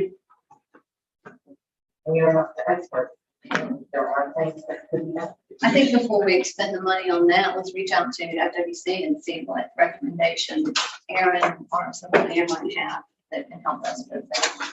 And then maybe if he says we need to get somebody, somebody in here. Just remember there's somebody, but that's what's the prize. I spoke to one of them one time, but I don't remember exactly. They said there's really nothing you could do. I know the guys that do our water towers, and it, I don't think y'all really want to do it. He had a dead chicken, not a real chicken, just a fake looking chicken. We got questions on it. I think it's still up there. It's tied on the tower by the park. And buzzard won't get on the tower. What? But they think it's one of their family hanging up there. The little colored gentleman out there, this guy works for Suez. He climbed up there and he tied it up there. I'm like, what is that for? He goes, oh, they won't get on there. And we hang on the trees. That's where the investigating. Investigating. They put the owls out there. Yeah, I haven't seen as many of them. I know the woman that was feeding them every evening, she passed, and I think she was feeding what, like 50 of them at night. Yes, yeah, they're there, yeah. And so she passed away, and I really haven't seen as many, not as prominent as they were. There was probably one day last week, and I forgot who asked me about it. There's probably 100 there. At her house. No, Dexter Beach. So And they were all out in the water, all spread out. so I guess we'll reach out, when you reach out to somebody. That's what we're chicken. That's not. So is there anything else in this so we can, Like I said, we can stay in touch with them on the alligators anyway. We got a bunch of new alligators in Lakeville. Yeah, they just caught a female out of there Yes. last week, 7'4", right at the swimming area. Actually took pictures of them. And I called FWC, the bigger hotline. They issued a permit, Curtis come out. He didn't have good luck the first time, and he asked me if I'd seen them, and there was too many people swimming, so he had the baby stuck out in the water. He texted me one day last week and said it was a 7'4" female, and there's still another one there. And then the one that was in Erie Banks, the pond, it was 6 foot. it was at least just right at 6 foot, I think. They thought it was 5 foot, but it's 6 foot. That was the one that they said was following people, but. They got general, it's quite a few about them, but when they open up gator season, they let them come in there around that side with that shooting, with maybe to sleep with the elbows, go in there and hunt them. Cause I was coming to get some coffee one morning, and I said, right there just before they pull out on 308. He had like he was trained, he just crawled right around there, got beside the building. You know that house right on the corner? He got right there. I said, well, now, when those little kids come out there. So I stopped by there and told the lady was standing out in the road, because I want to get that. And Bob was real trouble. I don't know if she tell the deputy, you know, the sheriff would be out. But he had to be good for people. We have several, the sons of the dogs, right here. Anybody can call it FWC. Call the gator. And tell them, Yeah. and then they'll send Curtis out of Astor, and he'll either put a hook out or then he'll do what it takes to get them. But they do take care of them. When they leave, they don't turn them loose. And I looked this up because I saw one on the other side of the point. They're not considered a threat to humans until they're over 4 feet. They grow about a foot in a year. And I'm mentioning this just because it's my understanding that FWC will not send somebody out if they're 3 or 4 feet. Is that right? They never asked me that. I think they investigated. I think regardless, they investigated. Well, the website seems to indicate they won't necessarily remove it. But if you have a 3 or 4 foot gator in about a year, it will be a 5 foot gator. And, They don't grow as one, like to get to be a 5 foot, it usually takes about 6 or 7 years for Well, it to be that size. whatever the website says, a foot a year. So that gives you an idea. But I do think if it's a nuisance gator, I have been told they do relocate them. If it's small, they will relocate it. Possibly, so. And that doesn't cost us anything, nor does it cost the residents when they call. That's something that they do. I think it's free. It's a free service. All taxpayers are paying for it anyway. So. Is anything else on streets as we move on? Is there anything? Yes. We're on parks. On parks, right, parks. Everything else on parks. Sorry, thanks. Fire budget, leave this for days. Yeah. Thank you. Yeah. Give them the wise. Tired out. Tired out. Yeah.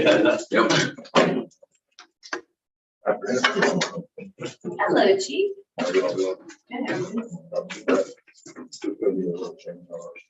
Okay. Oh, it was created a new line. Yeah, I'll show you what my, just a second. Right before I walk in here, that changed. Okay, our fire budget, with our mid-year adjustment, we were able to implement Chief's incentive program. And we want to continue that into the new year. So you can see that's a big change under volunteer incentives. On the second verse there. Yeah, this page, everything is pretty much the same. Right. But then when we get to volunteer incentives in the current year, we won't use that up because we started halfway through the year. But next year it's 54,750. We hope that will increase participation. And then these things down at the bottom, the ambulance, we put the money, the ARPA money in here. And then this is the fire truck money is kind of a set aside, so we don't actually budget for that. We add to that if we have capital left over at the end of the school year. I thought we were, maybe you haven't got it. I thought what we were trying to do is get those guys on that $58. That's what this is. Oh, that's It's the $50 a month. Okay. The $50 a month equals that 54,000 that he had on the page there. I have a couple numbers. If you guys want to hear them real quick. So just from May, which was the end of the old incentive program, to June, where we established this and started functioning with it. In the 1 month, we've had a 34% increase in response so far. And that's when we had a 30% increase in call volume from last month to from May to June as well. So, and your guys so far, just for that 1 month, the increase in hours was 470 hours of volunteer participation. So on top of that, that gives you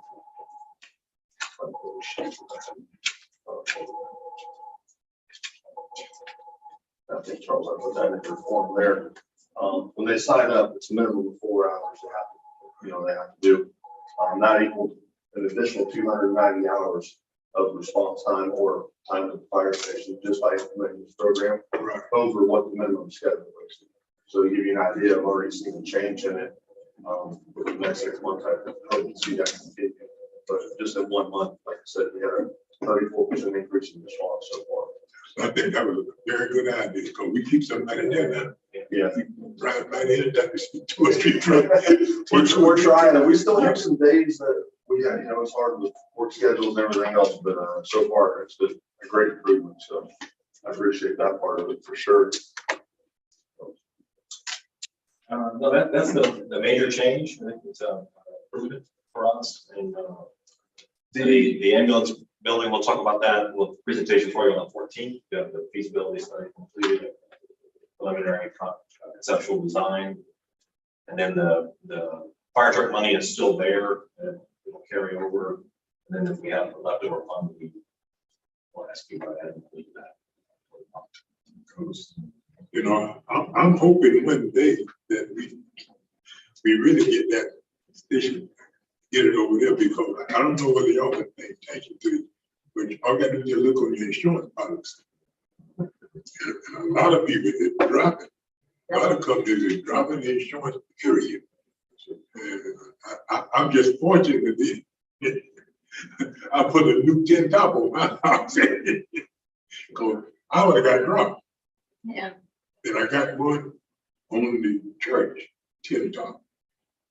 But I tell you, all the fire equipment that we can get over there and get building there in the future, I know you might not get it right off hand, but you really need to work. We get phone calls weekly from insurance companies asking information and stuff like that, so, for sure. Because there's something other about the ISO. Yeah, right. We just completed another ISO inspection. Right. Last month, the results take about 4 to 6 months to obtain. So they'll go in and compile, they did the entire county study this time as well. And so I would expect that sometime around the first of the year, to see the results from that. And hopefully it's maintained where we were at, hopefully have a little improvement. I know when I took over, I was able to improve it one step, which reduced a little bit. We've been able to maintain. The hardest part is personnel. The equipment stuff we have, our water system has pretty much maintained over here, but personnel has been the most difficult thing to obtain. And if we keep losing personnel, we won't maintain that ISO rate. So that's one thing we have to try and do. Well, how about fire extinguishers? Hydrants. Fire You just hydrants, yeah. flush those. That was my question. I just wrote it down. How are they doing? Don't tell me, do we have an adequate amount? Cause one time, Hydrants? yeah, one time we didn't have an No one asks the fire chief if you have an adequate amount of hydrants. We always need more. adequate. And we can use more water. I mean, we can use better flows. So, That one down Main Street, the last. they've removed some and replaced some. We still have about 5 or 6, I believe, that need replaced over the next few years that are getting delinquent, and maintenance and stuff. And with no regard to what the crews can do, they're doing the best they can. They're just from the 60s and 70s. It's time to replace them. No, we're doing pretty good with that aspect so far. Are all in town operational? I know y'all just No. flushed them. They're not. No, Keith has a list. There's probably 6 to 10. And I don't want to say they're not operational. We have some of the caps are frozen on them. I broke 3 hydrants this year trying to get caps off of them. And so his guys will come out and they have the tools to, when you look at the fire hydrant, you have a cap. And underneath that cap is a metal thread that comes out. That thread can be spun out of the hydrant, put a new one in. So you can do a maintenance without replacing the entire hydrant, fix it. And those guys will be working on that. They're busy, so I know it takes some time to get to those as well. But some of those hydrants are still usable. Just 1 2.5 inch cap maybe froze on there. So when I say 6 to 10, you've probably got 3 or 4 put out of service not usable out of the 102 or 5 that we have now. And so the majority of them are. How much is it to replace one? A fire hydrant, probably 2,500 to 3,000 for a new hydrant. You might have a better number on that. What? I was thinking $200. Yeah. Oh, no, they're not cheap. No way back. It's a whole bunch of metal and everything went up, so I would guess it's closer to $3,000 for a fire hydrant right now. When we did that, remember when we did the auction? They were about $2,000, 2,200 hydrant then, to give you an idea. Wow. And that's been, what, 8 or 9 years ago Oh, now? wow. It's been a while, so I would imagine they're around $3,000 a hydrant now. Jeez. Yeah, everything's expensive. It's outrageous Well, now. one of the things that we talked about last year, and a little bit throughout the year, was a fire assessment. So I asked Bobby to check into it. Black instituted one years ago, and they actually dropped their millage rate to mills as a result. So they fund the fire department and dropped their millage rate. So Bobby's got a report on that. So I looked into it.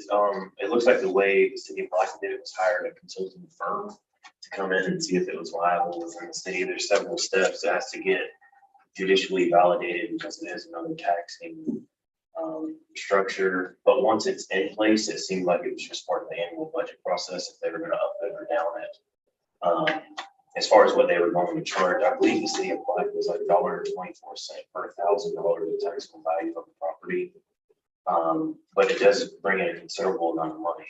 But it looks like the city applied to hire a consulting firm and then an attorney out of Tallahassee to come in and implement the whole process. It looks like Took a year. So. yes, it looks like it took,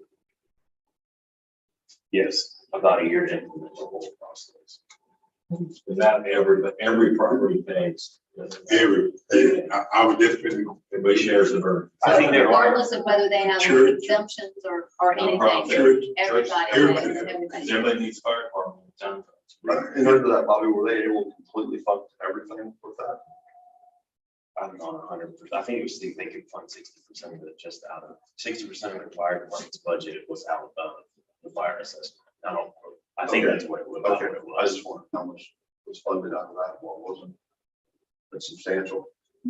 Would definitely help us. So we won't have us this coming fiscal year, but if we start now, a year from now. What was the And as I've spoken, backlash for that community?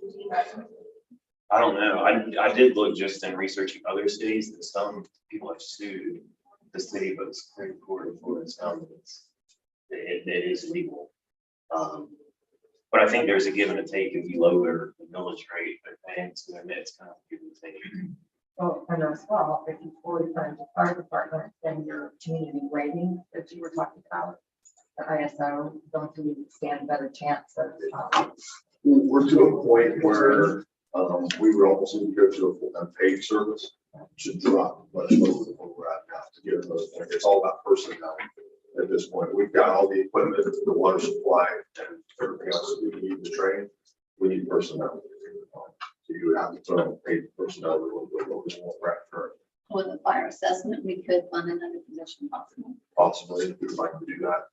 Is there a insurance?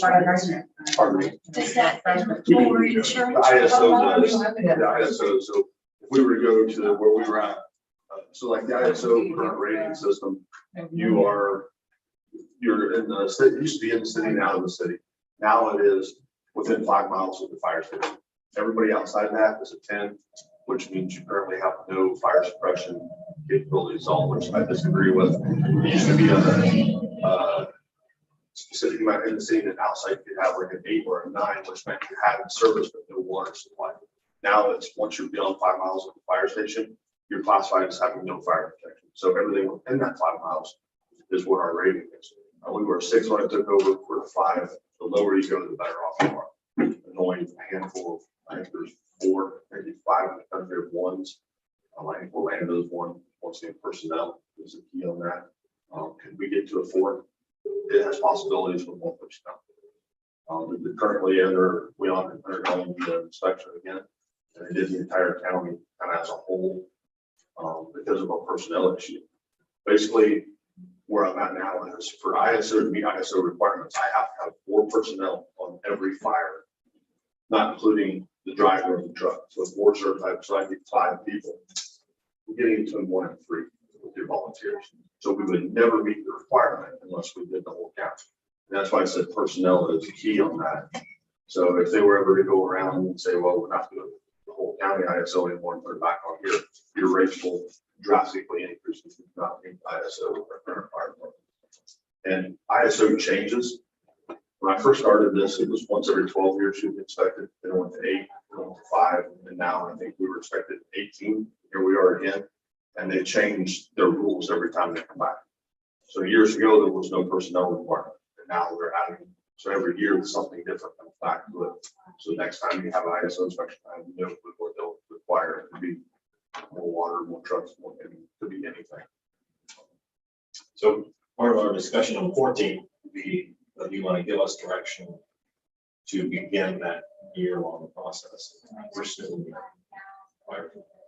well, my question about that is, what does it cost to do that? That's what's small. Is it something? I think we have to reach out to different consultants to see what they're talking about. We could do an RFP. Could we not ask why? How long ago did they do that? 7 years. Yeah, 7 years ago. And I'm sure it's gonna be less just because of the overall volume, Yeah. their work is not gonna be as great as it was in life, just due to not having theirs. I know what the problem they had, but like, all the other property, people felt that they shouldn't pay, but they had all the churches and There's a everything. lot of trash. Yeah. There was initially quite a bit of backlash publicly and locally, and a lot of it kind of quelled because as it said, you know, once their millage reduced to that, it was kind of an offset. They won't say it right. So I know initially when they said, oh, we're getting a fee, everybody threw their hand up. Yeah, they didn't look at it like that. You Yeah. know, it's So, big I mean, issue. so you're definitely gonna have a little backlash for it, and it usually settles out after a while, and they realize there is a washer of savings there. Jason, we don't do anything without backlash. so- I know that. I know that. Everything we do has a backlash. Now, let me ask you this, auto property liability insurance, looks like you reduced that close to almost $4,000. What happened here? So Charles, I've noticed that on every one that budget you've come up here is your auto property liability is almost reduced by half. on every one. Yeah. I don't know what that was for. I'm gonna ask Jody about that. Yeah. I'm not sure. I noticed that on all the budgets that we've been going through here. I just want to make sure we've got enough, because everybody else's insurance is going up. I can't imagine ours going down. Say she used last year's premiums plus 7%. Estimated increase, just looking on less for some reason.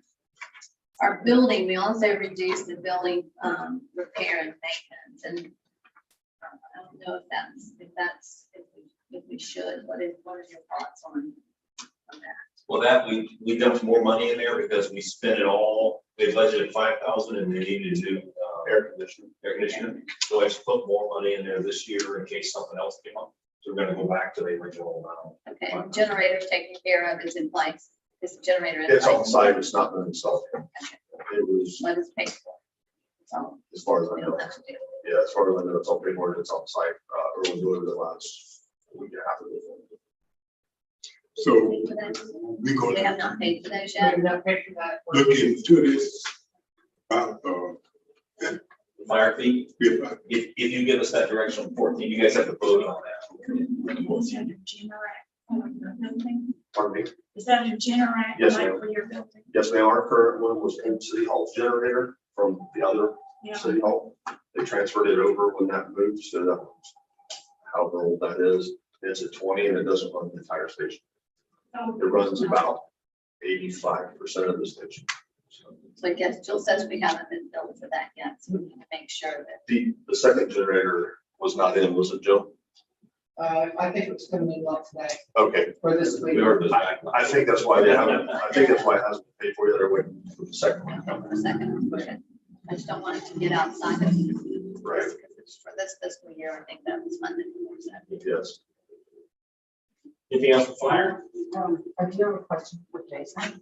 So supposedly, what we're talking about with our fire fee, that would be municipal sort of benefit for every entity would be taxed, not Not taxing unit, right, which is what the county has. which applies. Is it a B or a T? Most of it would be. It says it's a specially formulated, copyrighted, this law firm puts it together, a special assessment. That's what you want to call it. Well, it would pretty much, if it was applying to nonprofits, it would pretty much have to be a benefit unit. So, Yes. question is, when we got out of the county system, because we did not feel we were getting our fair share. Sure. And you remember that discussion?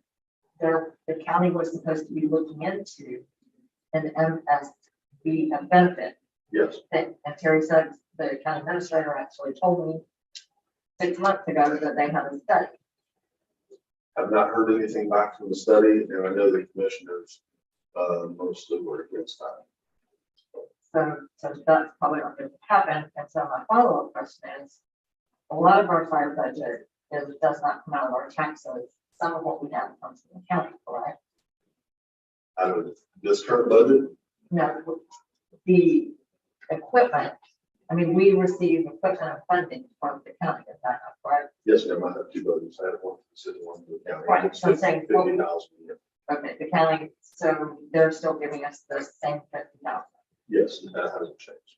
Okay, and are there any discussions, any possibility with the county that might change? No, other than these have been changed. And reduce it. They're looking at, Yeah, I think we they're cut looking at it reducing to, some stuff. and when we backed away from that, then probably. Well, the reality is, we cover a lot of the county. I think that's sort of. Yeah, I mean, it's a give and take, and it's been a very beneficial agreement for us to go, habitate in that building. They provide equipment, funds and stuff as well for the volunteers. The city has, we pretty much pay for day personnel, a fire truck and a boat, and now we have a little SUV. And to be rightfully honest, the boat service comes out of the county budget. Now, I have most of the equipment repairs and stuff other than our engine come out of the county budget. A lot of that stuff I'm able to function with out of that budget as well as training and gear and stuff like that, which is extremely. So when you say 50,000 a year, is that including those items that you just mentioned? Yes, ma'am, that's everything. So in other words, if they pay for it, if it's equipment repair, boat repair, that comes on to 50,000 a year. Yes. So the reason I bring this up is that the county is wanting to reduce what they spend on us or what they give us, will we not be hurting in the next fiscal year? Very possible. But we also haven't heard that they're looking to Doing do it, that, right. they're doing that, that they've done, that's being. I know the director was tasked with going through the budget, so we can out any excess expenses and things like that. A lot of departments had old communications lines in there that weren't being utilized anymore, like for cell phones and things like that. So I know they were going through the fine-tooth comb and removing items from that budget line. And I think like Charles said, we can make a very good argument if they decide that they want to look at doing that, because we do take care of Jason and his staff, they take care of a lot of it. I know that. I did a 5-year, now it hasn't been recent, but I did a 5-year study personally on the numbers in and out and said limits of the call volume ran. And it was always right around 50% in and 50% out. And also, Patrick used to always say, well, the nursing home that you run to, 200 times a year is a county building, and I understand that, but in the city limits, now the city limits is about a 50-50 watch. Now, if they were to try to do something like that, they would have to cover all that area all the way to the county line, so they have to come through the city. And on top of that, we also don't have enough personnel or equipment to handle a full-blown structure fire here in the city limits, so we need that partnership with the county. So whatever we need to do to try and keep it the way it is the most beneficial for us. But I guess what I'm trying to say is we've got 2 pots to cover our fire. We got in our budget, and we've got what the county gives us. And somehow we got to come up with enough. Correct. So the county budget basically maintains their equipment. Right. And training. And that's quite a bit. The equipment is. Very expensive. And there, one single aircraft, $6,000. We have 18, So a set of gear, which I just picked up, you said a gear that was out of that budget today, that's a little over $3,000 for a set of gear. Every volunteer has to have that. So we start talking numbers. I did a thing, Patrick, right before this went down. I think it was almost $300,000 to outfit one engine with equipment. And when we buy a new fire truck, it does not come with equipment.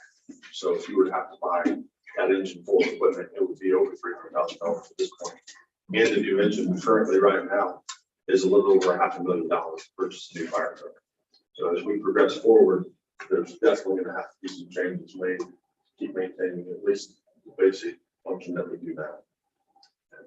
And it's not covered 100%. I'm not going to sit here and tell you guys with volunteers we're covered 100%. We just can't. Not with the amount of personnel and what their work schedules. It's not possible. And then the other thing is for future years, when we do get that $10 tank built, is that going to be on us to maintain, or are we going to be asking the county? So that'll be for us. That'll be correct. It'll be our project.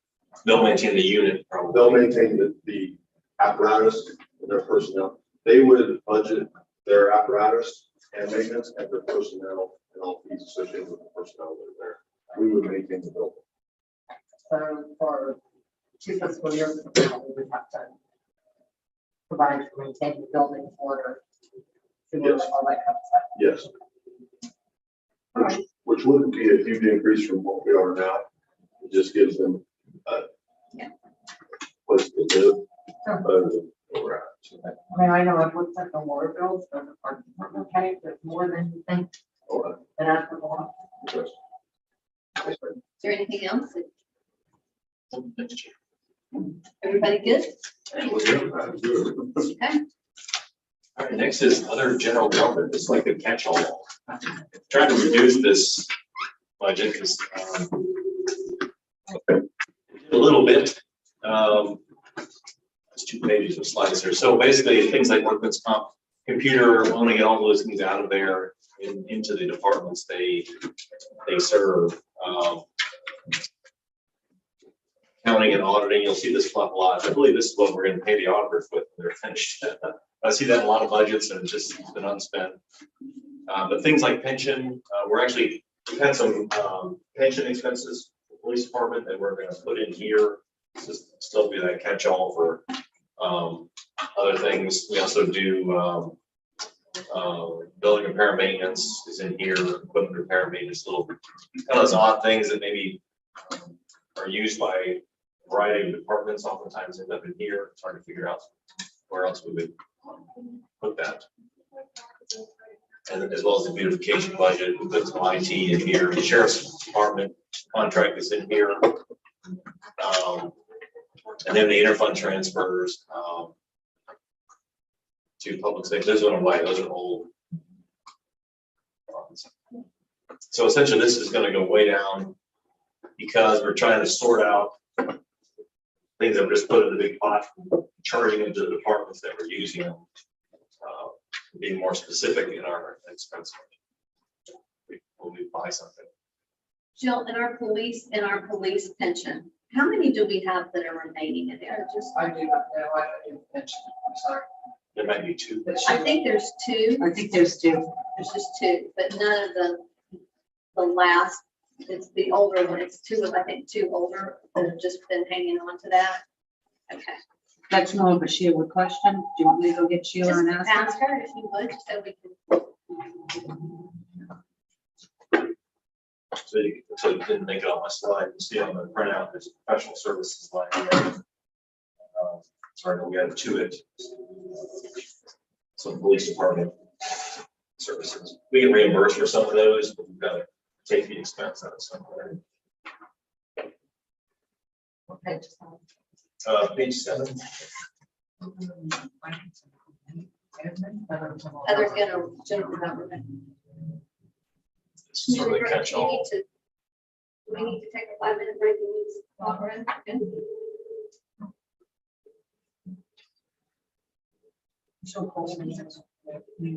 Your knees frozen, so you got ice on it? Okay. But actually, she kind of should, that I. She should. Sheila, on the, hey Sheila. Your turn. She's trying to listen to the phone. Your turn. Because she's Police, waiting on for the payroll. police pension, how many do we have remaining on that? 2. Just 2? Okay. Bob Sharer gets a monthly and, Sheldon Schultz, he passed, so now his wife is for his benefits. So she's gonna pull his, but is she gonna, so she's taking on monthly, she's not doing on lump sum? I don't know if she can take a lump sum, I believe that she has to take a monthly. Okay, okay, thank you. Who was the second one? Mr. Schultz. And one more to be paid out, we're waiting on, she left a while back, waiting for my time. She did not know, she thought once she received the package from the attorney, she got all of that complete, and then she sent it back to the attorney, not knowing that she still had to come back and go through us for it to get submitted to Bank of New York. So we're waiting on her, I'm waiting on her, and she's the last person that has to be paid out, but everybody is done, I did a roll. Okay, thank you. That's good. I did not know we did discuss. Also beneficiary. The Schultz passed. But Robert did tell me. Right. Any other questions on other general government? Oh, let me ask you, okay, now the sheriff office is cut and dry, it's not. 3-year contract. 3 year. They Okay. locked it in. Okay. That was my question. I looked at it. There's no annual increase built into that whatsoever. Okay, again, touching on the strategic plan under community economic development, attracting new businesses and jobs. This is a lot of CRA and markets and residential aspects of amenities, but also comes under the admin, finance and admin, marketing to the community and communication with the public. Also, goal 3, establish welcoming places, work with the school board on the Miller School site, and promote historic preservation. Those efforts kind of would fall under administration. And then goal 6, increase communication with residents and businesses, increasing social media presence, improving the website experience, improving and enhanced mail out to the residents. So those may go out through utility billing, but they would probably come from finance. So in our finance budget, a little bit of change in the salary. We do not budget for a finance director. We made sure the down here in professional services, this line is a Clarion's contract plus the salary survey that we're going to do. We're going to bill for that until the fiscal year. So that's in professional services. And then executive salary is just my salary. And then regular salaries are the deputy clerk, payroll, and accounts payable, three positions. Now, if you decide you want to switch that, go ahead and fund that position and wean ourselves off the Clarion, that's a policy decision. Let me know. My feeling right now is the only way we would attract finance director based on our experience is we made it like assistant city manager, finance director, and paid them $80,000 or more. This what we're paying a Clarion is about $94,000, I think. So it would actually be a slight reduction. My hope would be to attract someone, a finance director who wanted to move up, become a city manager eventually, and might come to us for 4 or 5 years as an assistant city manager, and then we get the benefit of their services on the way up. Otherwise, right now I've got it budgeted for not filling that position and using a Clarion for the coming fiscal year. Wait, is not, I can change that if that's where you want to go. Nothing else changed there.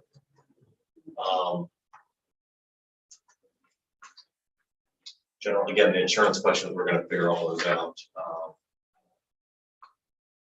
And then we added the IT line, talked about it, adjustments. Office supplies significantly decreased.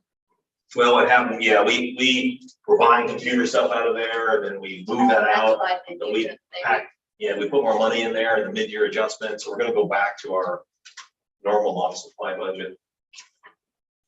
See if we can stay in that budget.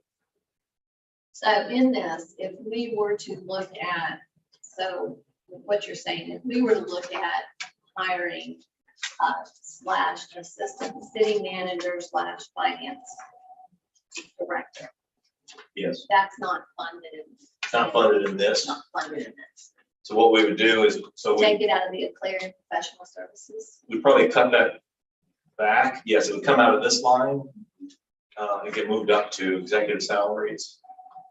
So we would have them, I can see us having them through the end of this fiscal year easily, because the audit's not going to start probably until August. So our contract allows us to give them a 30-day notice and we're out. So we could actually move the line if you want to make that decision. You want to make that. Do we feel like by then that, I know that Jody on task, she's helping out tremendously. Do you feel like by then we could be in a situation where somebody can step in and take it over and it can be done properly? When I say being done properly, that it's being done within the guidelines of government budget, planning and budgeting.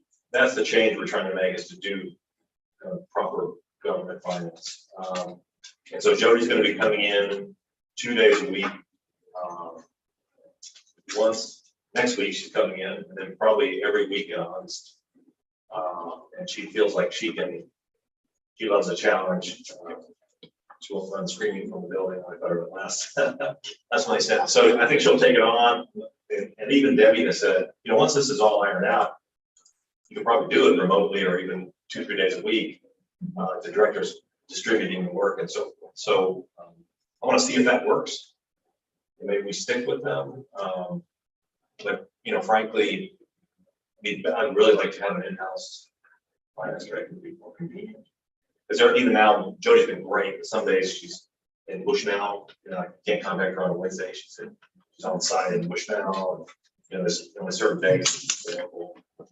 So, we'll see how, we can always shift that money over if we decide. Yeah, it's not right. Now, when we do that, so let me ask you this, so when you're doing this comparative study, that there's no, you know, salary. They'll tell us what we should pay. So, or did you include that as a position that we should look at? Okay.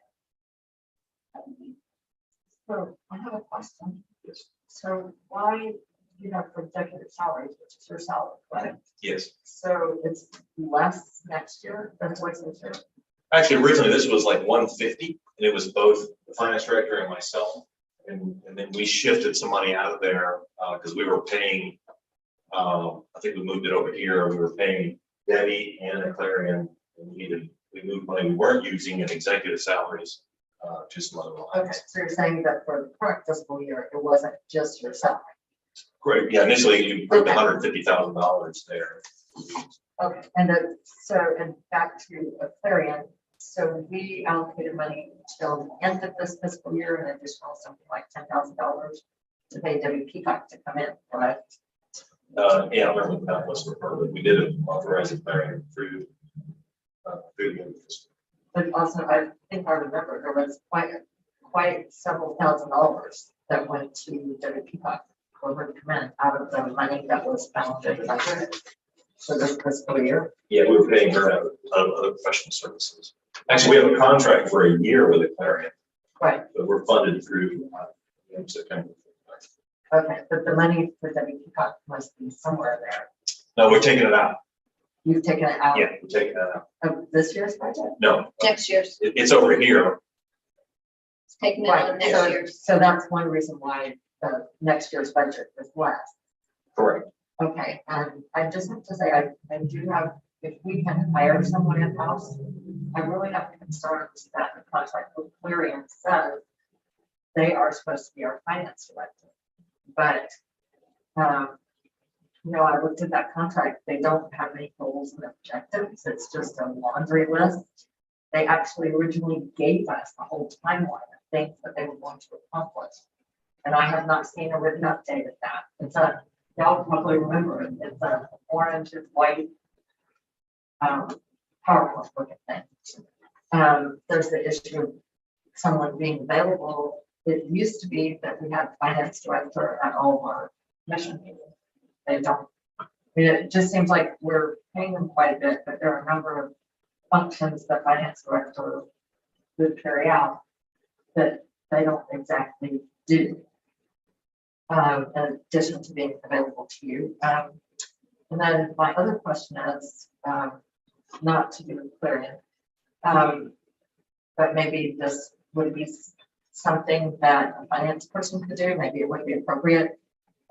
We talked about possibly the need to put some money to someone to look into grants for us.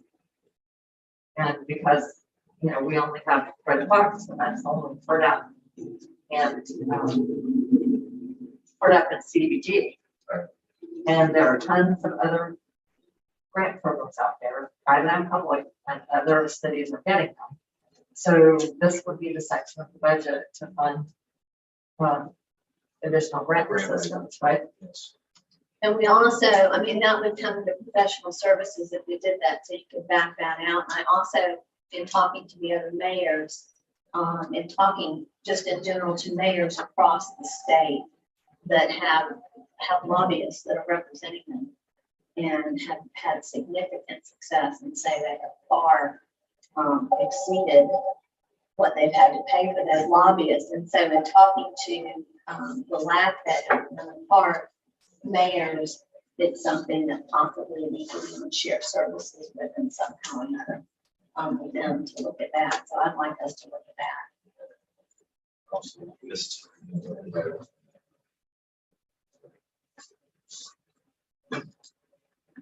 that just takes when they're getting the money, when they're getting those monies up there. And right now we're sitting in a really good position as far as our leadership, that to have somebody up there, really working for us and trying to get this money would be most beneficial. And they have the ins and outs and they know how, they know how to do that. So. Well, what does the lack of spend? The lack of that spend anything, they don't have it.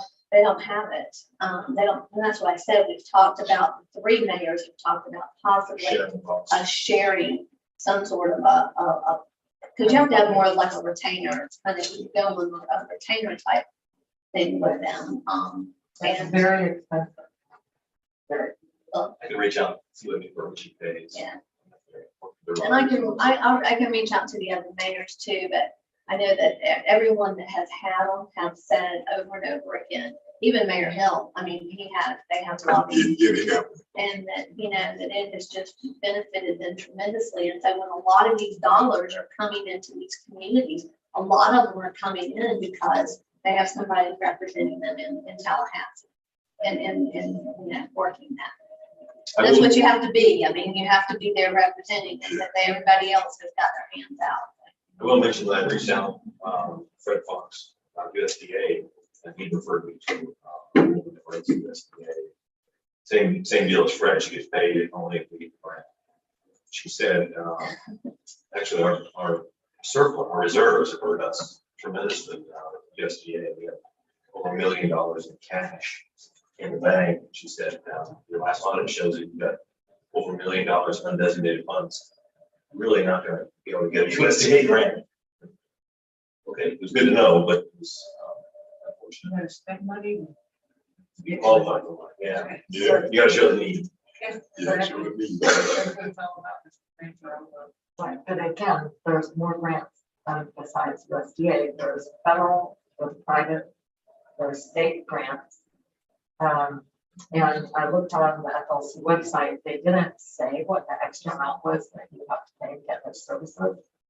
But.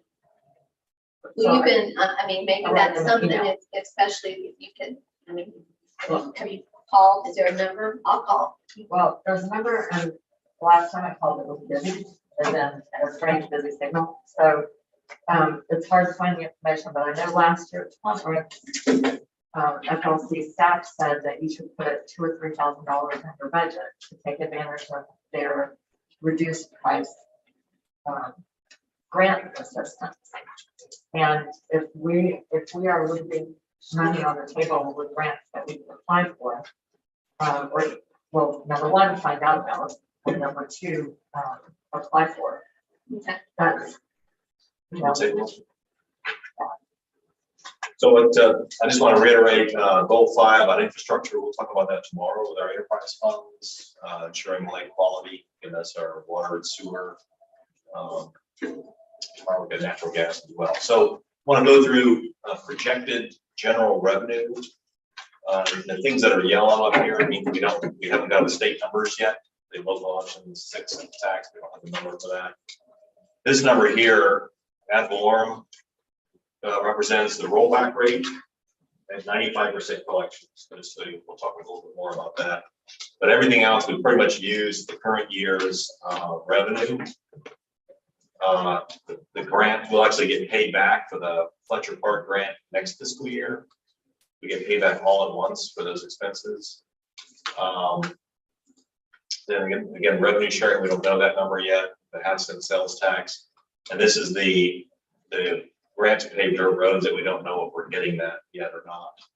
So all together, plus our other, it's something we're looking into, fines and forfeitures and drug interdiction fine. I'm talking to Colonel Wells about we didn't get any money back from those arrests and so forth. Maybe coming. So far, there wasn't much activity in those areas for us to get anything back. And then this down here is the ARPA funding sitting there. So we have projected revenue of just over $3 million. And then our what we showed you was a budget of $3.118 million. So expenses exceeding revenue by $68,000. Plus we added, we're talking about adding or to the budget. So I want to talk about the millage rate. I had Jody create this for me. Our millage rate is currently 8.5914. And so with our current valuation, we would collect $751,229. What we showed you was the rollback rate of 7.8149, which would bring in 683. The rollback again is so that it's flat for the payer, the taxpayer. So in order to, the budget we just showed you, we need to be at least 8.5 mils,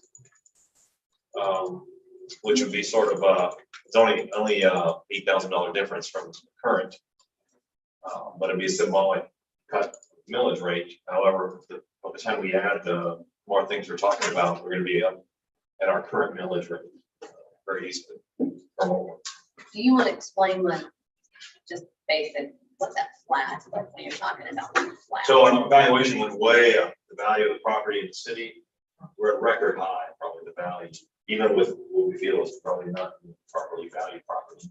So our current millage rate will show us a huge increase. If you look at current ad valorem 643, and you can see on the spreadsheet,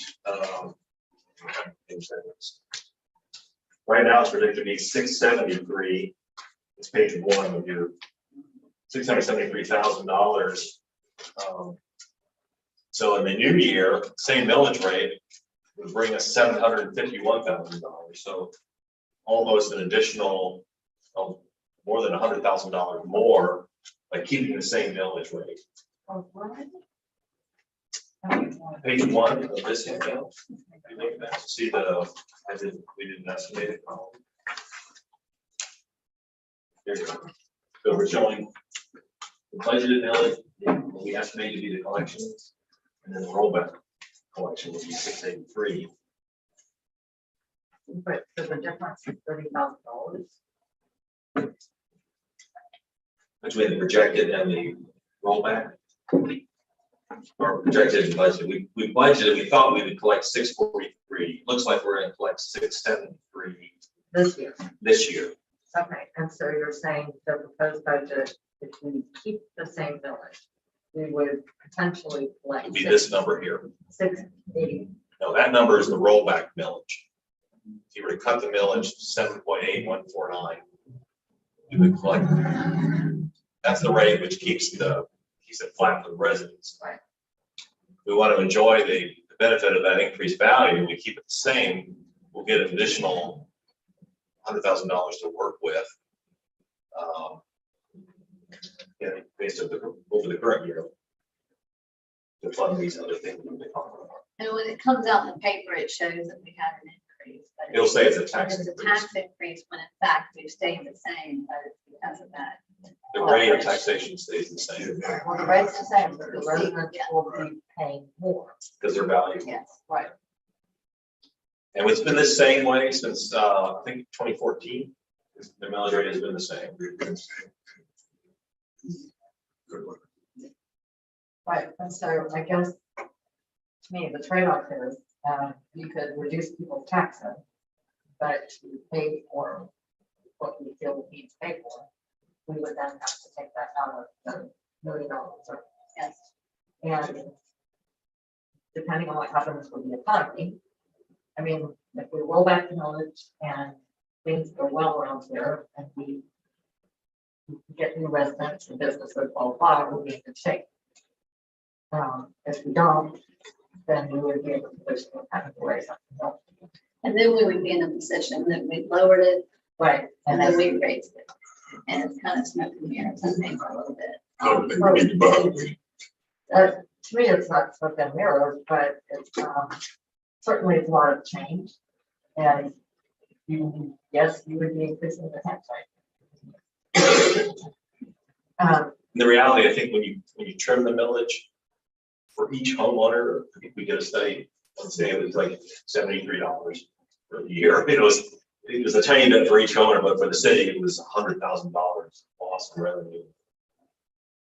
My concern is that we don't know yet how much, whether it's even feasible for us to investigate the fire tax. And there are a lot of areas where we just are not adequately funded. We have sewer issues, is that not correct? Oh, yeah. Right, Yeah. and Ones that are still on septic that we haven't brought it to sewer. I mean, we've got a lot of infrastructure issues here. in the city that- but which is something I would like to get more of a handle on in terms of the dollar figures on, so we know what really we're looking at. And something that was in create more welcome places that didn't get mentioned was sidewalks. I know our codes say that that is the homeowner responsibility. That's more, That could be, that could be a better place. well, it's in our ordinance, so. That's not what they act for.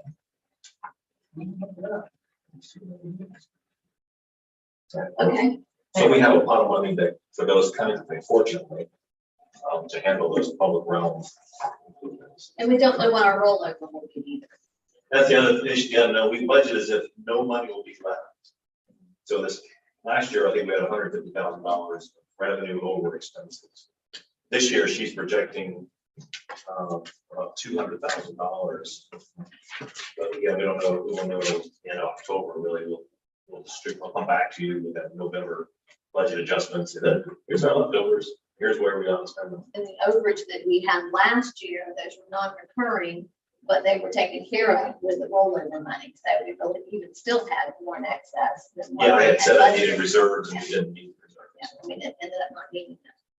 But, so what is the date where we have to declare a maximum tax rate? That's 14. Okay, on July 14th. So if, when we declare a maximum tax rate, can we still lower it? You can lower it, you just can't go higher. Right, so the 14th is the day we declare what it is. We still have the opportunity to make reductions. Yes, so my recommendation is we declare it like at least 8.6.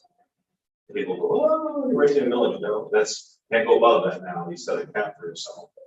In case you decided to go through this, like, we really want this stuff, and we don't want to use reserves.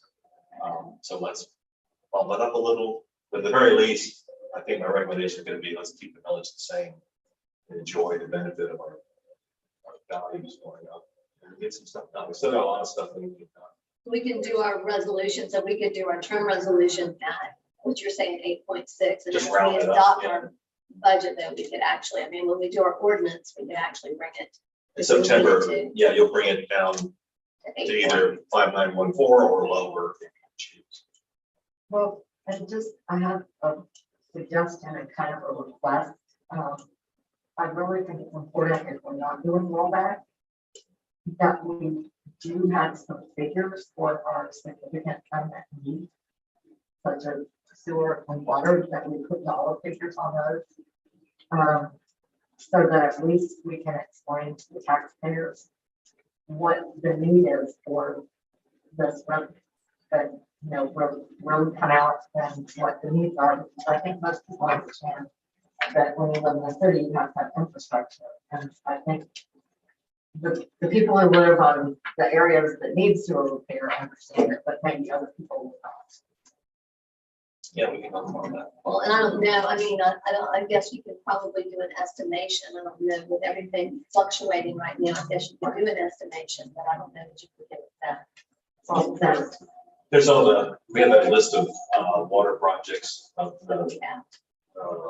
We're working on the main, there's the line on Prospect. That's estimated to be over $1 million project. Just the design is going to be $100,000. I mean, I think just identifying the need, if there's a ballpark, the ballpark is not what it would take to fill that need. is important. Actually, we have that from the ARPA fund discussion. To show with all these, you do the estimate, design and construction. So we can make this.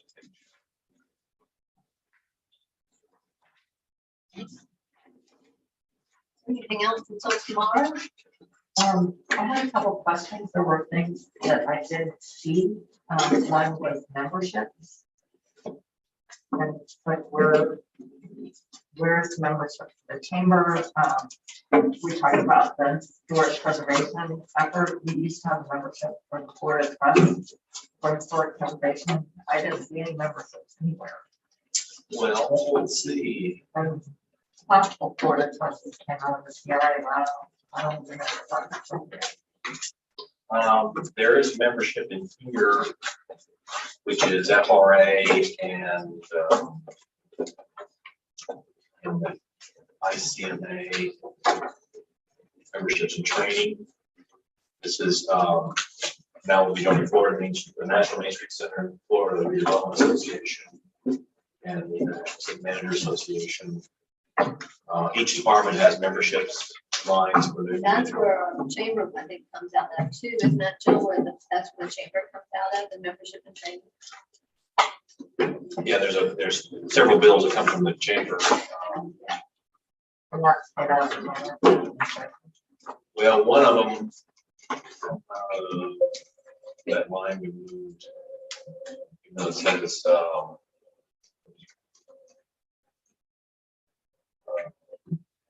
aid to private organizations, that detail on the old budget said chamber membership. I think that's something like title for that. And there's, so it's like 4 bills we get from the chamber, one for that membership or partnership, and then one for each of us for being on board. So we join the association through finance and administration, other than chamber. I guess we pay this year's chamber. And I think like my, Florida League of Mayors, that comes out of That comes out of your line. that comes out of my conference training money.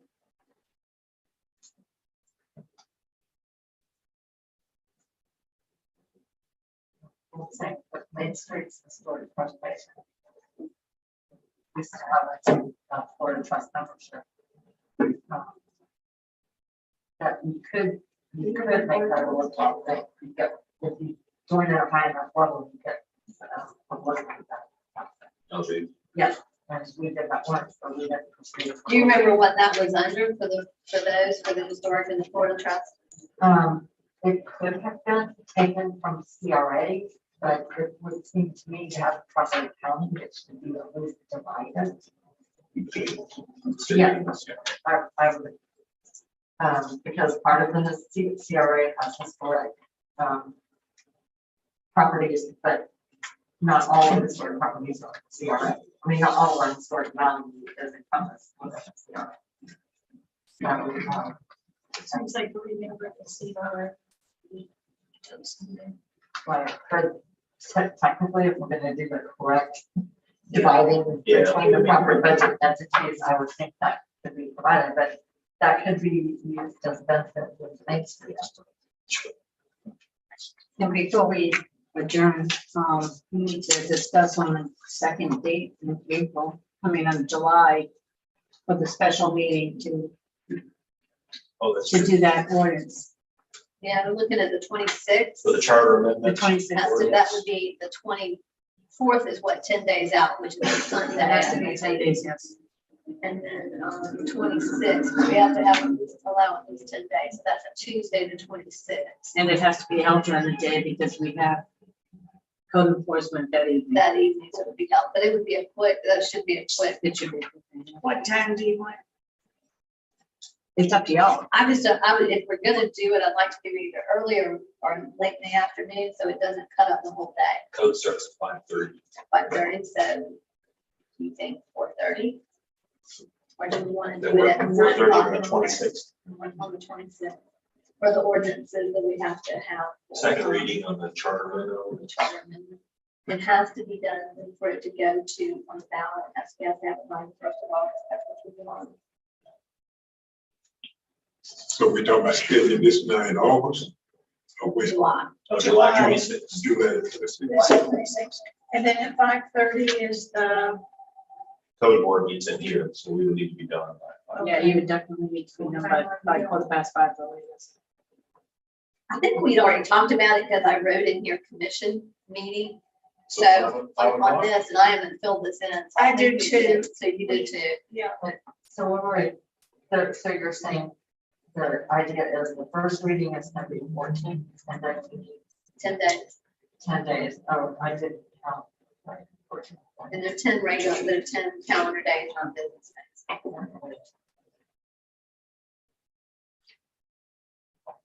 You're saying that the 26th. Yeah, the 26th will give me enough time to advertise Okay, on the for that 26th. second 10 meeting. days, yeah, At what time? 5:30. Will that 5:30 give us enough time? 4:30, I think. 4:30. Yeah, 5:30 is when the code Yeah. enforcement board comes in. 4:30, that'll give us an hour. Is everybody good with that? Because those other days, Wednesday, Thursday, Friday, that's the Main Street conference. Yeah, 4:30 on the 26th of July. We'll do the second reading of the charter. We have 2 other ordinances on that date. You can actually finish up on 2 if you wanted to. There's 3 first readings on the 14th. I just don't think it's good policy to have a second reading on a special meeting. If there's not a special reason like this one, I think we just kick those to August. Oh, okay. Right, because essentially we're voting on something to give people the opportunity to vote on it. We're not doing a final vote on ordinance.